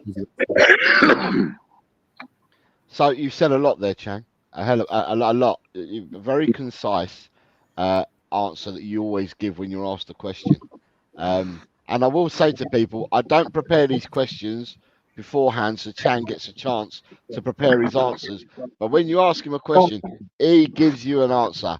So you're getting your value for money here from Chang's responses. Right.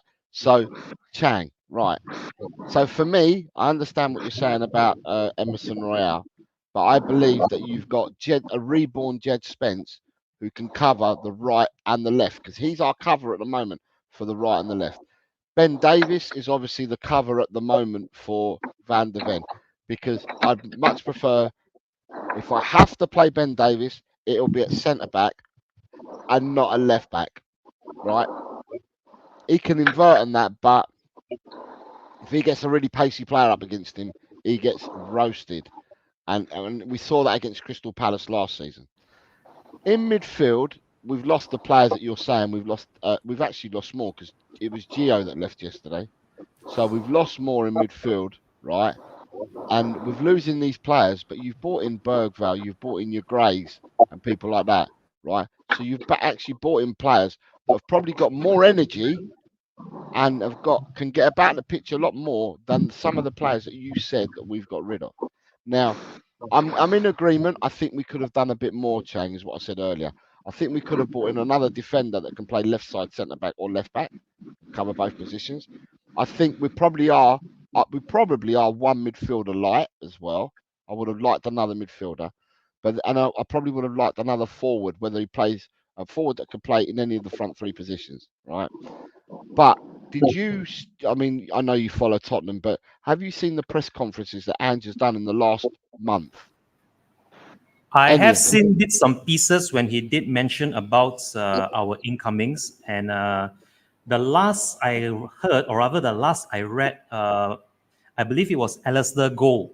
Alistair Gold posted something over on Football London when he posed a question to Big Ange about our centre backs, whether or not we still have the same 3 centre backs as we did from last season. And Big Ange's answer to that was somewhat cryptic, in the sense that he now prioritizes certain players to very specific positions, whether we're talking about Romero as the right centre back, Van der Ven as the left centre back, and we have this, Jed Spence as our auxiliary fullback who can play on either wing.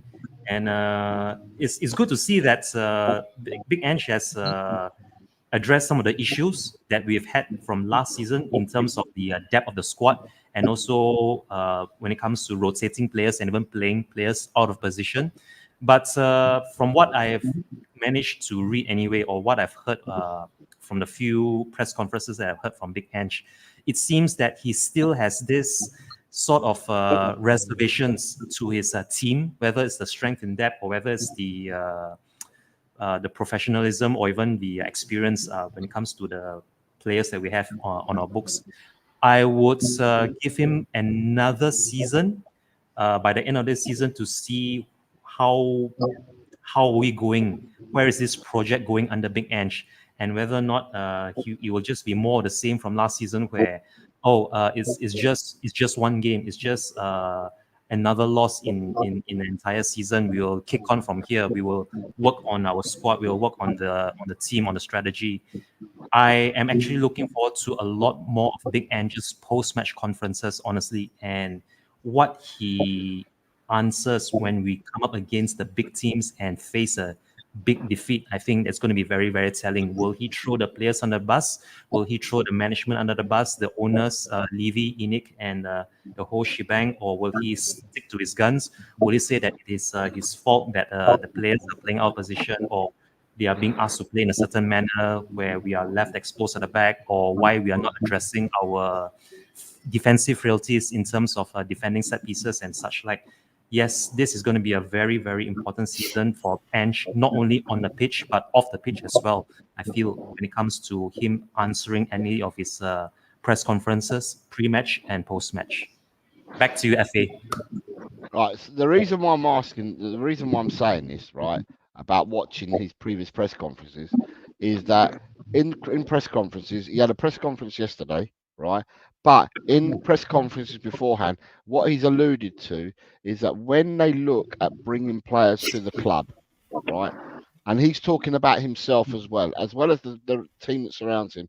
He's talking about himself, and he turned around and said that he basically, when you go to a player and you speak to them about coming to the club, and they start saying to you things like, well, I've got another offer elsewhere, or, you know, my image rights are more important if I join that club and stuff like that. He then turns around and says, all right, thank you for your time, and moves on. So what he's saying is basically he wants to bring players to the club that want to play for Tottenham Hotspur and want to play for that badge and want to play for the fans and are invested in what we're trying to do, right? So with that being said, if players are not of that ilk and have not got that mindset, then he's not going to want to bring these players in. Now, I did say earlier, Chang, that I believe next week is the international break, Chang. So next week, what usually happens is when it's a quiet week because it's international break, all the whispers, all the rumours will start about the transfer window saying Tottenham nearly signed Paulo Dybala again for €5 million.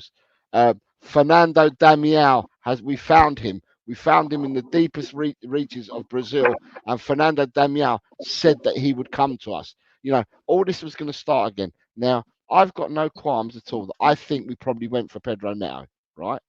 I think Tottenham may have gone for Pedro Neto, but I think with Pedro Neto, he's probably talked about image rights. He's probably talked about this, that, and the other. And Tottenham said, right, we're not touching you. You know, good luck in your career. And somebody else signed him. I think a lot of this probably has gone on. And although I would have wanted some more players, surely, as fans, when we turn around and say, he's only come for the money. He's only come for the money. They don't care about playing for the club. They just want money, right? So if that's the case and we've not signed a player because of these reasons, then surely we've done the right thing. Do you think fans will see it that way or not? To be honest, I think that any player who moves to a club, unless they've come through the youth system, they're only going there for the money anyway. It's a job to them. Let's face it, it's like, you know, going to work every day. You know, so unless you come through you've been there since you were 10 or when you was a kid, you know, you come through the youth academy, then you're going to love the club, yeah.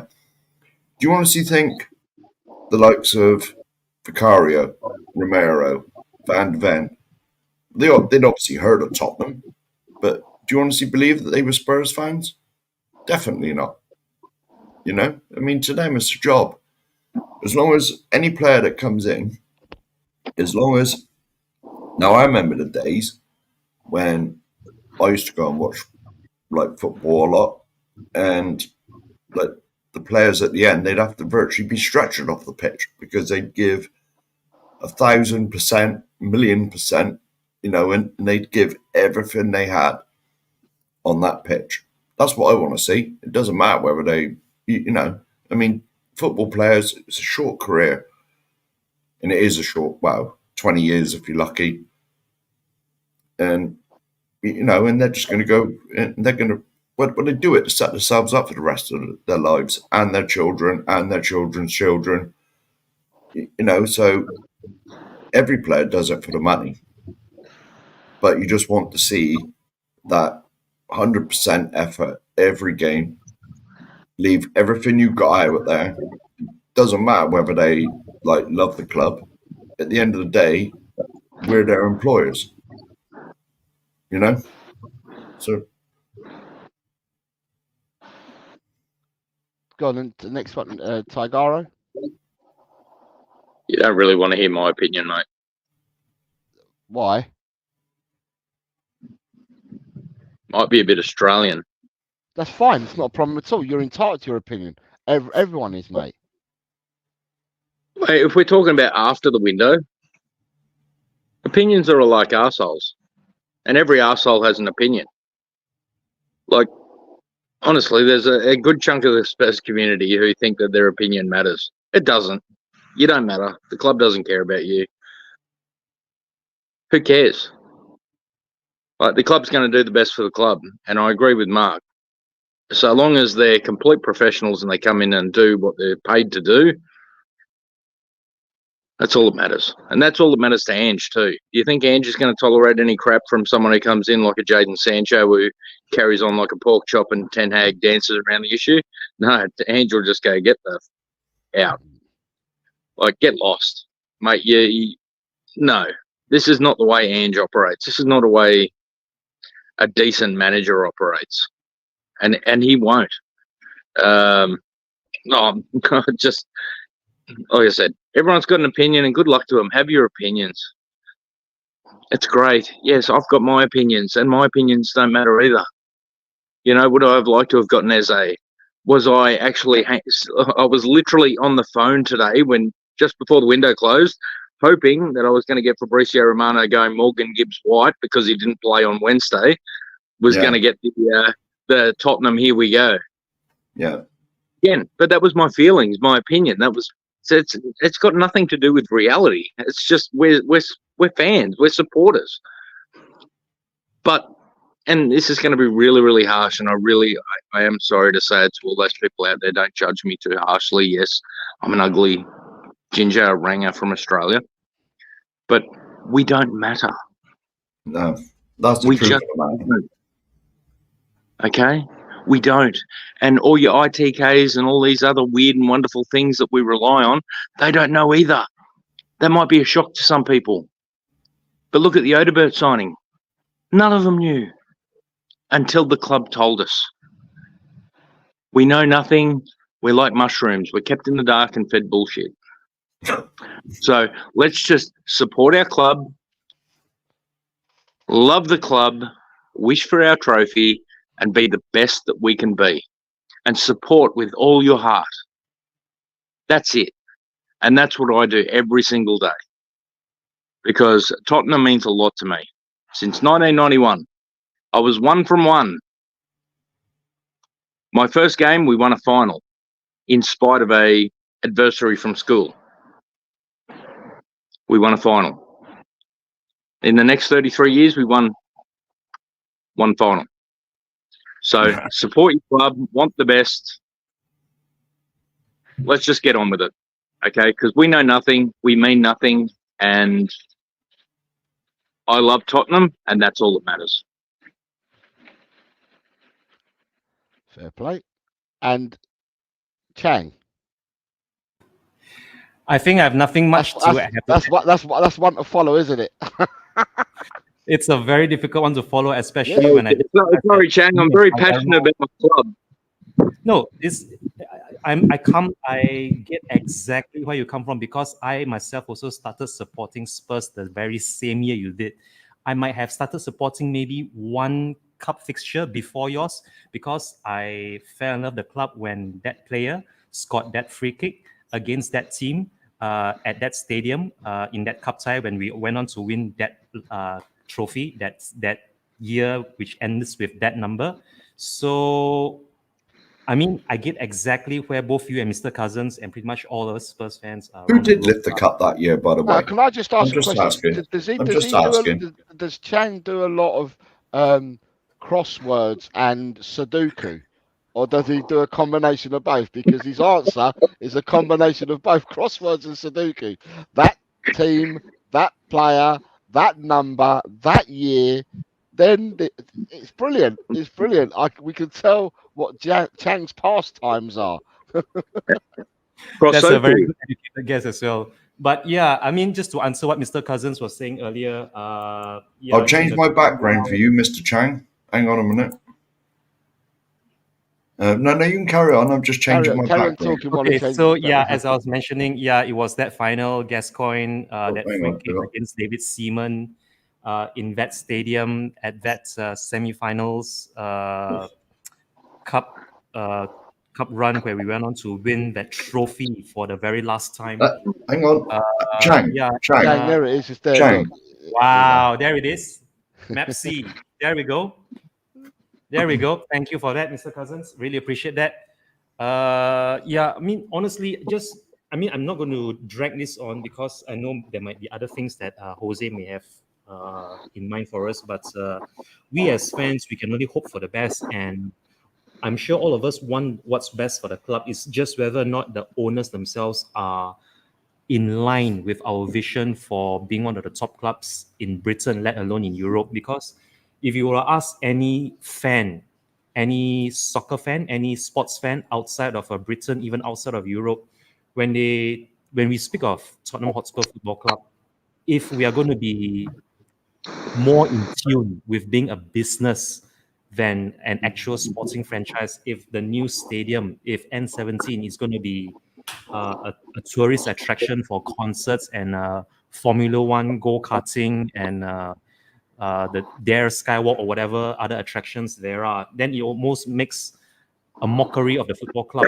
and what we stand for.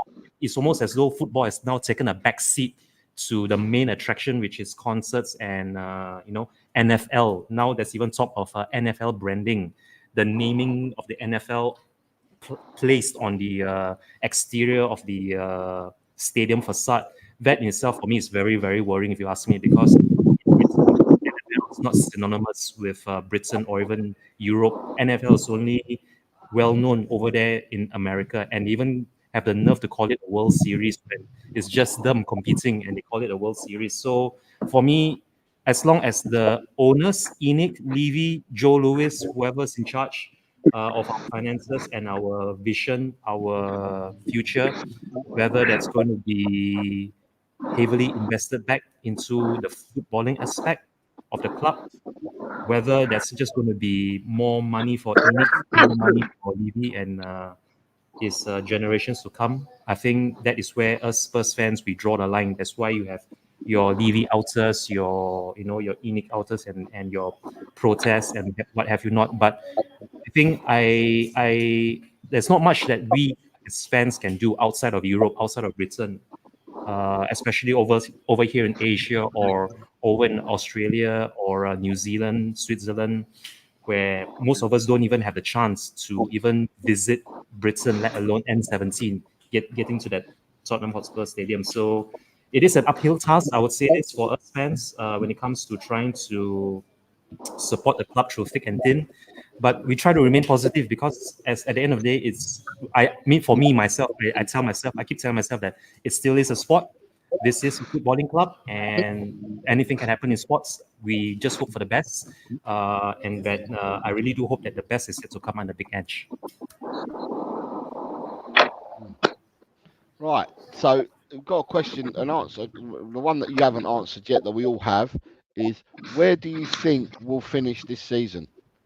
So I'll be very happy if we can even maintain fifth, given our transfer dealings. But seeing how the lads have been pulling together of late, how we've managed to avoid conceding almost against Everton, and hopefully tomorrow, especially once we've seen how the lads perform away at Newcastle, I really am hoping for top four. I think it's not beyond the realms of impossibility or even possibility at this stage.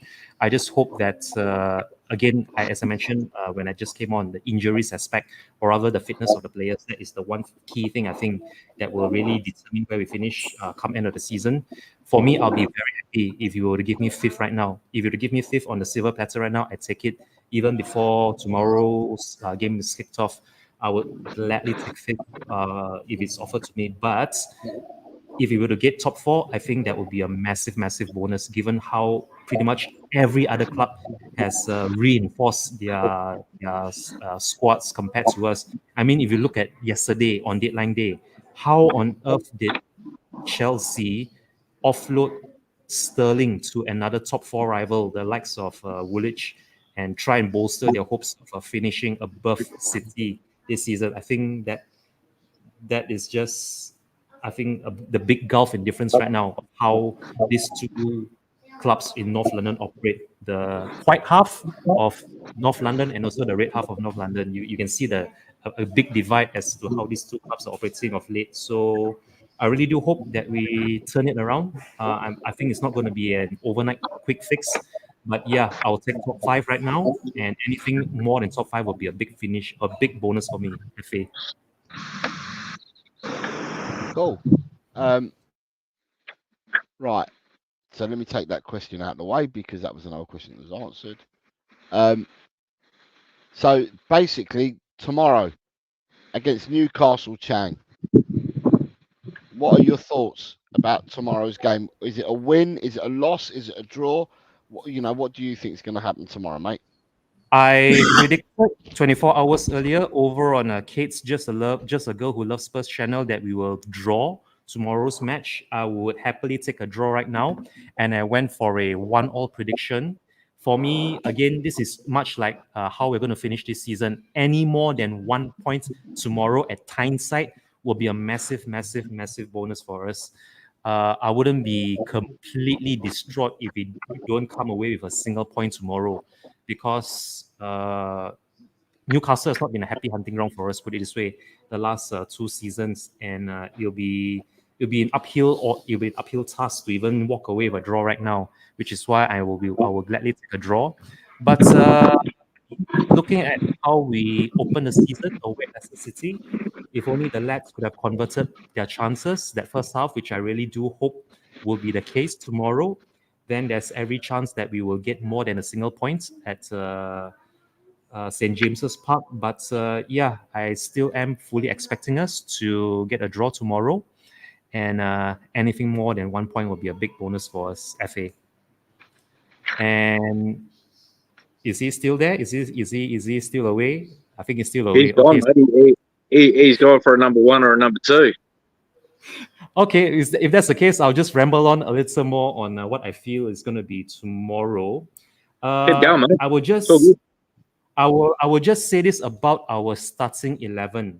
For me, I think we've seen enough from the first 2 matches to say for sure that Brendan Johnson is not a starting 11 player. I would much rather have him as a super sub rather than a starting player. I really do hope to see Odebeer on the right and Son on the left, if that means pushing Kulu into the false 9. But again, we have to keep faith in Big Ange, hope that he knows what he's doing, and he selects a team that will give Newcastle a run for their money and not leak 5 goals in 20 minutes like we did the previous season. Back to you, FA. So sorry, I had to go to spend the penny quickly. What does that mean? No, good work, Chang. He was basically saying that. Score. Hold on, let me bear my thoughts and try and translate. That basically he thinks Johnson's no good, which I tend to agree with. And he shouldn't start tomorrow. And he thinks that Odebeer and Son should start on the wings and Decky should be a false 9, which I really, really agree with Madison, Sarr and Biss through the middle. I think Kulu is an exceptional false 9 because he's really, really strong on the ball. Like, people, regardless, he likes to cut on his left, but he's strong on the ball and good with the ball at his feet. Like, he works. He really works. That's why Ange likes him. But yeah, that's, again, sorry, Mr. Chang, but that's a fair summary of what you were trying to get across. I'm assuming with the thumbs up that's true. 100%. Was it a win or a loss? Is what I wanted to ask. It's a draw. It's a 1-1 draw for me. Okay, fair enough. Correct. 1-1 draw. I predicted a 1-1 draw tomorrow. Just wanted to say to people, this is the last call for people that want to enter predictions. If you want to enter the predictions, you have to go onto yesterday's stream and leave your scores there, because there's 10 minutes till the first kickoff. Yeah, it is. 10 minutes. 10 minutes till the first kickoff. So, I'm just looking at Brighton's lineup. So Brighton have gone in with, Arsenal's lineup doesn't change. They've gone in with Veltman, Van Hecke, Lewis Dunk, and Hinchelwood at the back. They've got 5 across the midfield with Minte playing wide and Mitoma. They've got James Milner and Baleba in the midfield with João Pedro playing in the 10 role and Danny Welbeck up front. So it's probably the team that Brighton would have thought they'd select, to be honest. Come on, Brighton. And Arsenal have obviously got the same lineup. They've now got Yuri and Timber playing at left back. So it appears that Zinchenko, Tomiyasu, all these other players don't get a sniff. But yeah, you've got 10 minutes if anyone wants to get them in. Come on, Brighton, for goodness sakes. Come on, Hey, Yeah. go on. sorry, Jose. Are we doing predictions for the weekend, or has that already been done? Well, I've done the predictions for the week, but if you want to do your predictions, I can get yours in now, Tigaro, because then it'll have No, another player. no, mate. No, it's not about me. No, that's all right. If you've already done it, that's okay. No. I'm quite happy to take you on board because we can do yours No. now. I'll and just do you. tonight then. I think Arsenal will win 2-1. As much Right. as it pains me to say it. Yeah. Tigaro, Yeah. I'm I getting put you. that as well, I think. And that Two- it two, almost destroys me to put that in. Oh, it's Tigaro, shocking. Brentford, Southampton, Tigaro. Brentford 1, Southampton. Did you say 1-0? Oh, he was in full flow and he's froze. I'm Australian, mate. I've eaten gravel and stuff. So it's all good. Did you say 1-0? I said 1-0. Yeah, 1-0. Brentford 1, Southampton Yeah. 0. Chang, Arsenal, Brighton, score.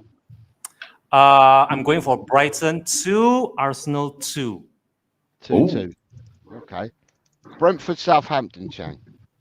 Brentford 2, Southampton 0. Ooh.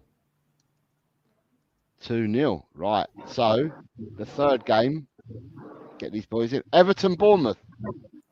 Everton 1, Bournemouth 0. 1-0. 1-1. Hang on.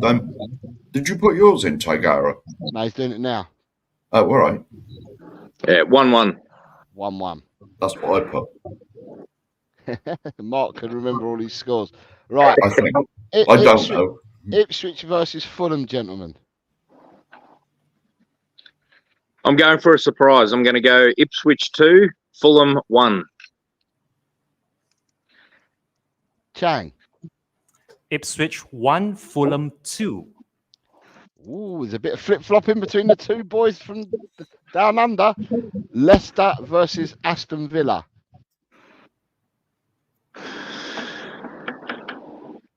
Stop doing that. Villa 3. Sorry, who are they playing? Leicester City Aston at Villa. home. Oh, Leicester. Yeah, 3-0. 3-0 to Villa. So 0-3. Yep. Chang. Leicester City 1, Aston Villa 3. Ooh. Nottingham Forest versus Wolves. I'm going for 1-0. No, 0-0. Who cares? 1, Wolverhampton 1. West Ham, Manchester City.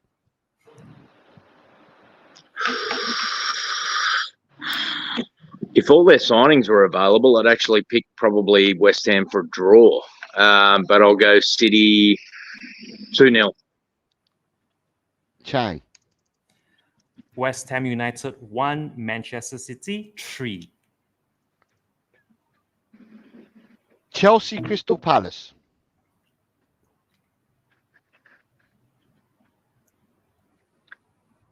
Chelsea 1, Palace 0. No, actually, no, 1-1. I'll go 1-1. Eze scores a worldie. Chang. Chelsea 2, Crystal Palace 0. Yeah. You can see it. Eze scores a winner, and the whole fan base goes into meltdown because we should have bought him. Afternoon, Yeah. Stacey. Hope you're well. We should have. Tigaro, we've got Newcastle, Tottenham. I think I said it before. I hope it's 3-1, but I think it's going to be 2-2. So lock in 2-2. Chang. 1-0. 1-0 apiece. 1-0. Last game of the weekend is Manchester United versus Liverpool. Liverpool 2, Man U 1. So that's 1-2 then, because they're away. Sorry, yeah, 1-2. I can't remember who's at 1-2. home. And then Chang. The exact same scoreline. Manchester United 1, Liverpool 2. Gentlemen, you are both in for the week. You're both in for the week. Well done. Thank you, sir. So that means we have everybody. Like I said, anybody wants to do these predictions, go on to yesterday's stream, leave them there, and I will enter you. I've been made aware that the Sheriff, Scott Colliver, Marcos, and Mark Cook have all put their results in. That's what they've turned around and said. They've all put them into the stream. So I will go back and look once we finish this show, and I will enter everyone's predictions. It will mean that 51 people have taken part so far this week. So that's not a bad number. But there we go. Right, gentlemen, anything else you want to add as we're on at the moment, apart from what we've talked about? Or is there anything new that's come up? Right, the only thing if I can plug, Adrian's on tomorrow night. Yeah, but you're a mod, aren't you? Yeah, I'm a mod, but well, for some reason I always manage to sneak on that show. Because sorry, I meant you're a mod on my channel, so you can plug it whenever you want. But I know I know that you're also a mod on Spurs Diehards as well. Yeah, I'm executive mod on there. Right. Okay. So I was just saying, if you want to put it on there, you can do. What I wanted to let people know. There you go. Mark's put. Oh, so thank you very much, Ben. Yeah, I was going to say. Ben has put it in there for you. Ben knows that I am absolutely useless with a computer, and it would have took me about 15 minutes to sort it all out. The other thing I wanted to let people know is big up, Mr. Kaufman. Tomorrow, yes, tomorrow we have tomorrow at 9 o'clock in the morning. Basically, because of what's happening tomorrow, Tottenham are playing, and because Tottenham are playing tomorrow morning at 9 o'clock, there is a Tel Cockerel pre-match pump-up ladies takeover with Ellie and Ash. And Ellie and Ash will be starting their show tomorrow at 9 o'clock in the morning. And the reason for this is basically because all the big massive channels do pump-up shows tomorrow. The pump-up shows will probably start around 11 in the morning. And in order not to get engulfed or dwarfed, they both decided to go on earlier than the other pump-up shows. So they'll be on tomorrow at 9 o'clock in the morning. So people, please hit the notification bell for Tel Cockerel and come and support Ash and Ellie tomorrow morning at 9 o'clock. I'm going to plug Talk and Ball are doing a watch along tomorrow, an hour before kickoff. So Colin will be live with Chang tomorrow at 12:30 on Talk and Ball, an hour before, and the prediction show. So the results for the predictions, the results for predict the Prem, and the results for the Fantasy Premier League. I will update all week 3 results at 4 o'clock on Monday. I just didn't want to forget. I wanted to make sure that I got them in there. That's all. So, what is there anything else you guys wanted to talk about? I just wish that any one of our players who are going to be going away on the international break, I just hope all of them come back unscathed. That's all I can hope for. I mean, we've had some scares in seasons past when players are coming back, picking up all sorts of niggles and all sorts of concerns from their international duties. I really hope this is not that season where they come back with, this, that, and pretty much things that will hamper our season. So yeah, this is the one thing that I really do hope that does come to pass during this short upcoming international break, where we get our full complement of players back unscathed. True. So what I was going to say is, someone, I don't know you guys, if you guys have seen anything, and I can't remember who it was, but very early on in the stream today, someone said that after the press conference, there's rumours coming out that after the press conference yesterday, that a player at Tottenham got injured. But I've not heard anything whatsoever, and I've not read anything whatsoever with regards anyone getting injured. So have you guys read or heard or anything? I know that Chang, I'm going to tell you a story about Chang, people, so you understand, right? Chang, I wake up in the morning, obviously we're in different time zones, but I wake up in the morning and Chang has posted things in like 3 groups. right, that I'm part of, and I see what he's posts. But I look at some of the times that Chan posts, and I think to myself, Chan, you should be asleep at this time in your country, but yet you're posting obscure things that he's found on I don't know, on football.london, on Shitter, everywhere you look, you find things. So have you found anything out since the presser yesterday? It wasn't The only Richie. thing It wasn't Richie because what's his name? Ange said that Richie's out, Solanke's out, and that was it. So we knew that Richie was out already because you already told us that at the presser. But apparently, so whoever made the comment earlier said, "Is the rumours true about losing a player after the presser?" I've not seen any names, and I've not seen anything at all mentioned. the one name that keeps coming up so whoever on made the comment Twitter, earlier said the one name that keeps coming up this morning anyway on a Saturday was Van der Ven. Van der Ven might have still been feeling the ill effects from that first half at home against Everton. So that is the one name that's come up. But that's all I've been hearing on Twitter. I really do hope that's not the case because we really do need him tomorrow if we are to even try and shut up shop and not concede at Tyneside. So I really do hope it's not Van der Ven that has picked up something from training yesterday. But basically, you haven't seen nothing, you haven't heard nothing, and neither of you guys. No. No. Okay. Well, let's just hope that everyone else, apart from the two that he's mentioned, are fit. And what I'm going to say for the two that he mentioned yesterday is, and as I keep saying as well all the time, I repeat myself, I don't wish any illness on any person whatsoever. And it must be not very good for players if you're out injured and can't play for your teams because you're out injured, because you don't just suffer physically because you're injured, but you suffer mentally as well. So a speedy recovery to the players that we've got out at the moment. And for that matter, I'm going to say a speedy recovery to all players that can't play at the moment for whatever club you play for, because it must be, although people might think they're prima donnas and they may be overpaid this, that, and the other. At the end of the day, everyone deserves to be healthy. Yeah.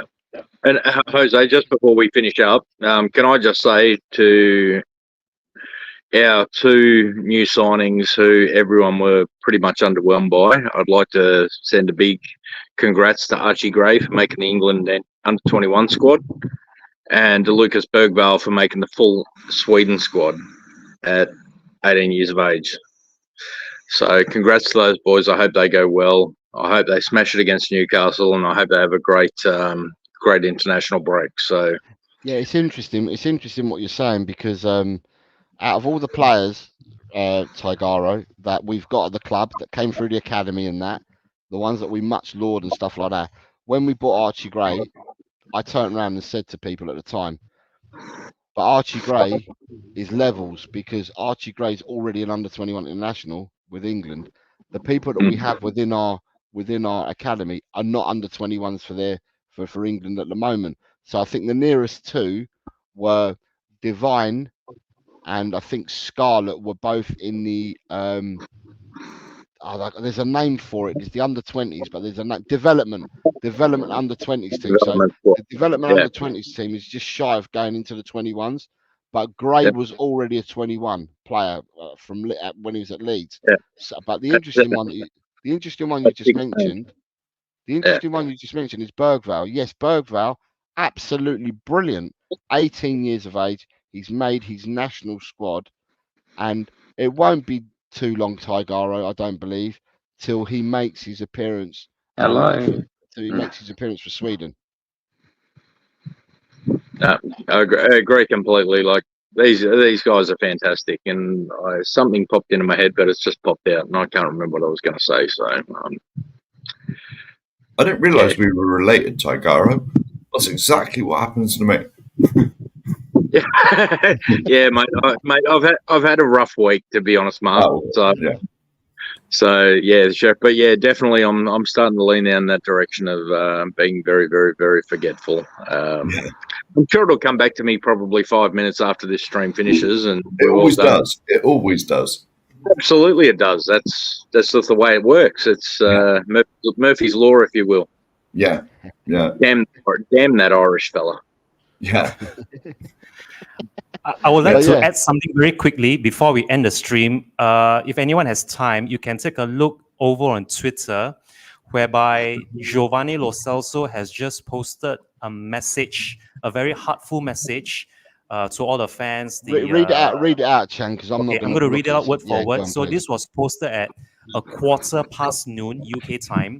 So in this post, Giovanni Lo Celso writes, eternally grateful to all the employees at Spurs, the coaches and teammates with whom I have shared these wonderful years. And of course, to the fans who never stopped supporting me. You have been a great support for me and the reason why I have given everything for this badge. I will always carry you in my heart at Spurs Official. This is from Giovanni Lo Celso's Twitter page. Right, so I'm going to ask, do you know what, before I end the show, I want to ask you guys one more question, because you guys might know, I like I said, I'm being very honest. I went and played football last night. I came back home, watched a film with the family. I watched Long Legs, which is just out in the cinema at the moment. But I watched that last night because my kids know how to get all them type of things. So we watched that last night as a family. And then I went to bed and I've woken up this morning, as I said, listened to the radio on my way to buy the newspaper and that. And I heard who's bought who and that. Can someone tell me what happened with the Lo Celso deal? Because to me, I'm kind of lost. What happened with Lo Celso? Chang, explain to me what happened with Lo Celso. Because I knew Chang would have looked into it. From what I have been able to piece together from Fabrizio Romano's Here We Go with regards to Lo Celso.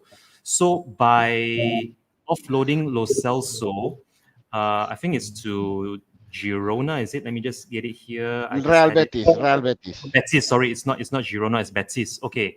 So by selling Lo Celso to Betis from whence he came, we then have first dibs, or rather we have first pick on this player. Let me just get his name. There was a player that was actually offered Johnny Cardoso. That's right. So it's almost like a pre-sale, if you will, in which case that if we ever do fancy this player, we have the option to activate the clause that comes with Giovanni Lo Celso's sale to Betis, in which we just pay the release clause and then we will get this player from Betis at the stipulated price from the Giovanni Lo Celso deal. It's almost like offloading, or rather, no, not offloading, offsetting the transfer price by offering a player plus cash deal, if that makes any sense, with Lo Celso going in the opposite direction, which I'm not totally against if this is a player who's going to work out for us, much like, say, a Destiny Udogi or even a Pepe Matassar, in which we bought them and then we loan them back to their parent clubs. And it might even be somewhere along the lines of this Yang Minhyoku, if everyone remembers this South Korean that was announced when we were in Korea, who's still playing with his parent club and will only join up with the senior squad in January of 2025. So if this is somewhere along those lines where we will have first pick on this player, if and when we do decide to activate that clause for him from Betis, I think it's good business. But other than that, Jose, unfortunately, that's all I'm able to piece together. No. From what I understand, I'm lost still. Go on, carry on. No. From what I understand, this is how I understand it. I might be completely wrong. I probably am. I normally am. But where did he go? Real Betis. Real Betis, yeah. They're at the top of the FFP stuff, and they couldn't afford to pay what we wanted for him, and so we did them a little favor by saying this kid that they got will basically buy his image rights and give you the player at a discounted fee if we get sort of first dibs on him if we want him. And I think well, this is what I understand, but I'm probably completely wrong.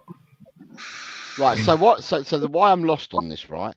And I'm glad that you've both talked about it, but for me, it's still like pea soup, still foggy, right? Because as far as I'm aware, we've got 8.4 million for Lo Celso, right? So if we've got 8.4 million in for Lo Celso, but Lo Celso, we valued him at a lot more, then why do we then have to pay 30 million for a player? Doesn't sound right to me. Yeah, Jose, I think Mark's pretty much hit it on the head. I think legend. No, mate, First time ever. absolutely right. First time ever. Oh, Marky boy. One in a row, mate. Effectively, that Real Betis are in some difficulties financially, and we've sort of given them a bit of a chop out. Effectively, we've given them Lo Celso. Now, what will happen if we choose to activate and buy him? It'll cost us 30 million euros. Right. If we don't, though, and this is, I guess, a bit of marketing genius from the powers that be, the Voldemort of Daniel Levy, if they then choose to on-sell him as part of that deal, that we get a sell-on clause, which I dare say is, given their financial predicaments, I dare say that sell-on clause would be fairly sizable. So potentially it's going to be really good in our favour. So, okay, but if you value Lo Celso at 30 million, right? Because that's what Tottenham are valuing him at, about 30 million euros, right? I don't see unless if we didn't get a fee for Lo Celso, which I think we did. I'm sure I've read that we got 8.4 million for him. But if we haven't got a fee for him, and then when we've got an option on a player that if we decide not to buy, we have part of a sell-on clause to him, he has to go for a hell of a lot of money for us to make that 30 million euros back. Yeah, well, what we valued Lo Celso at a lot less than 30 mil, like you said, about 8.4 mil. That's the price. Yeah, no, we valued Lo Celso at £8.4 million, but we valued this other kid, Johnny Caraboso, internationals and half Brazilian playing for America. We valued him at 30 million. Yeah. So 30 million is his value. So whatever his sell on is, it'll be a percentage of that 30 million. So potentially we could end up with the 8.4 for Lo Celso plus 15. Whatever extra, depending on what the sell-on clause is. Yeah. But in all, I mean, I don't know enough about this player. Strange. It's the strangest deal I've ever seen. But I'm trying to rationalise it as best I can. That's Tottenham coming up with the first, because no one's ever done a deal like this before, and Tottenham are the first team to do it. No, exactly. And you know what? I'm kind of proud of them, because you know what? It shows that we're not the heartless conglomerate that people think we are. You know, we're actually considerate of other countries, other teams that are having financial difficulties in an economic crisis, that we've actually offered them a bit of grace. But hey, if you guys make money, we're going to make some money as well. Yeah. Well, you got to think as well that we desperately wanted him off the wage bill. Oh, 100%. That's the main thing behind this. That's why we done him a favour, I think, because we wanted him off the wage bill. And when we realised that they couldn't stump the money up because of FFP or whatever issues, then we come up with a creative solution to get round it. I like the words. Sheriff's been watching a lot of programs. Creative solution. Go on, the Sheriff. Well, firing. Hang on a minute. I'm on fire now because I actually got it right for once. Because normally I just come on here and talk a load of waffle, and it's all a load of rubbish. Sheriff is firing on all cylinders this morning or this afternoon. Well done, Sheriff. We'll have to wait and see. Listen, I'm going to come to an end on this. I want to thank the Sheriff, Tigaro, David Shear, and lastly Chan, because Chan was the last person to come on. Thank you very much as members for coming onto this show today. You've had your say. You talked about what you wanted to talk about, or the topics of the day, so to speak. thank you to everyone in the chat. The chat's been bouncing. There's a lot of people that have been talking to each other. And because they've been talking to each other, I've not gone to every comment because people are just having a real talking to each other, as I can see. But can I thank everybody for joining us in the chat? I look forward to tomorrow, like I look forward to every single match that Tottenham play. I'd like to think that we will get one back over Newcastle tomorrow. I'd like to walk away with the 3 points. I'd be absolutely stoked if we did walk away with the 3 points. But whatever happens, let's get behind the manager. Let's get behind the team. And I will say, come on, you Spurs. And in the big hands, I trust. Any final words from you guys? Come on, you Spurs. Come on, you Spurs. Come on, you Spurs. Come on, you Spurs.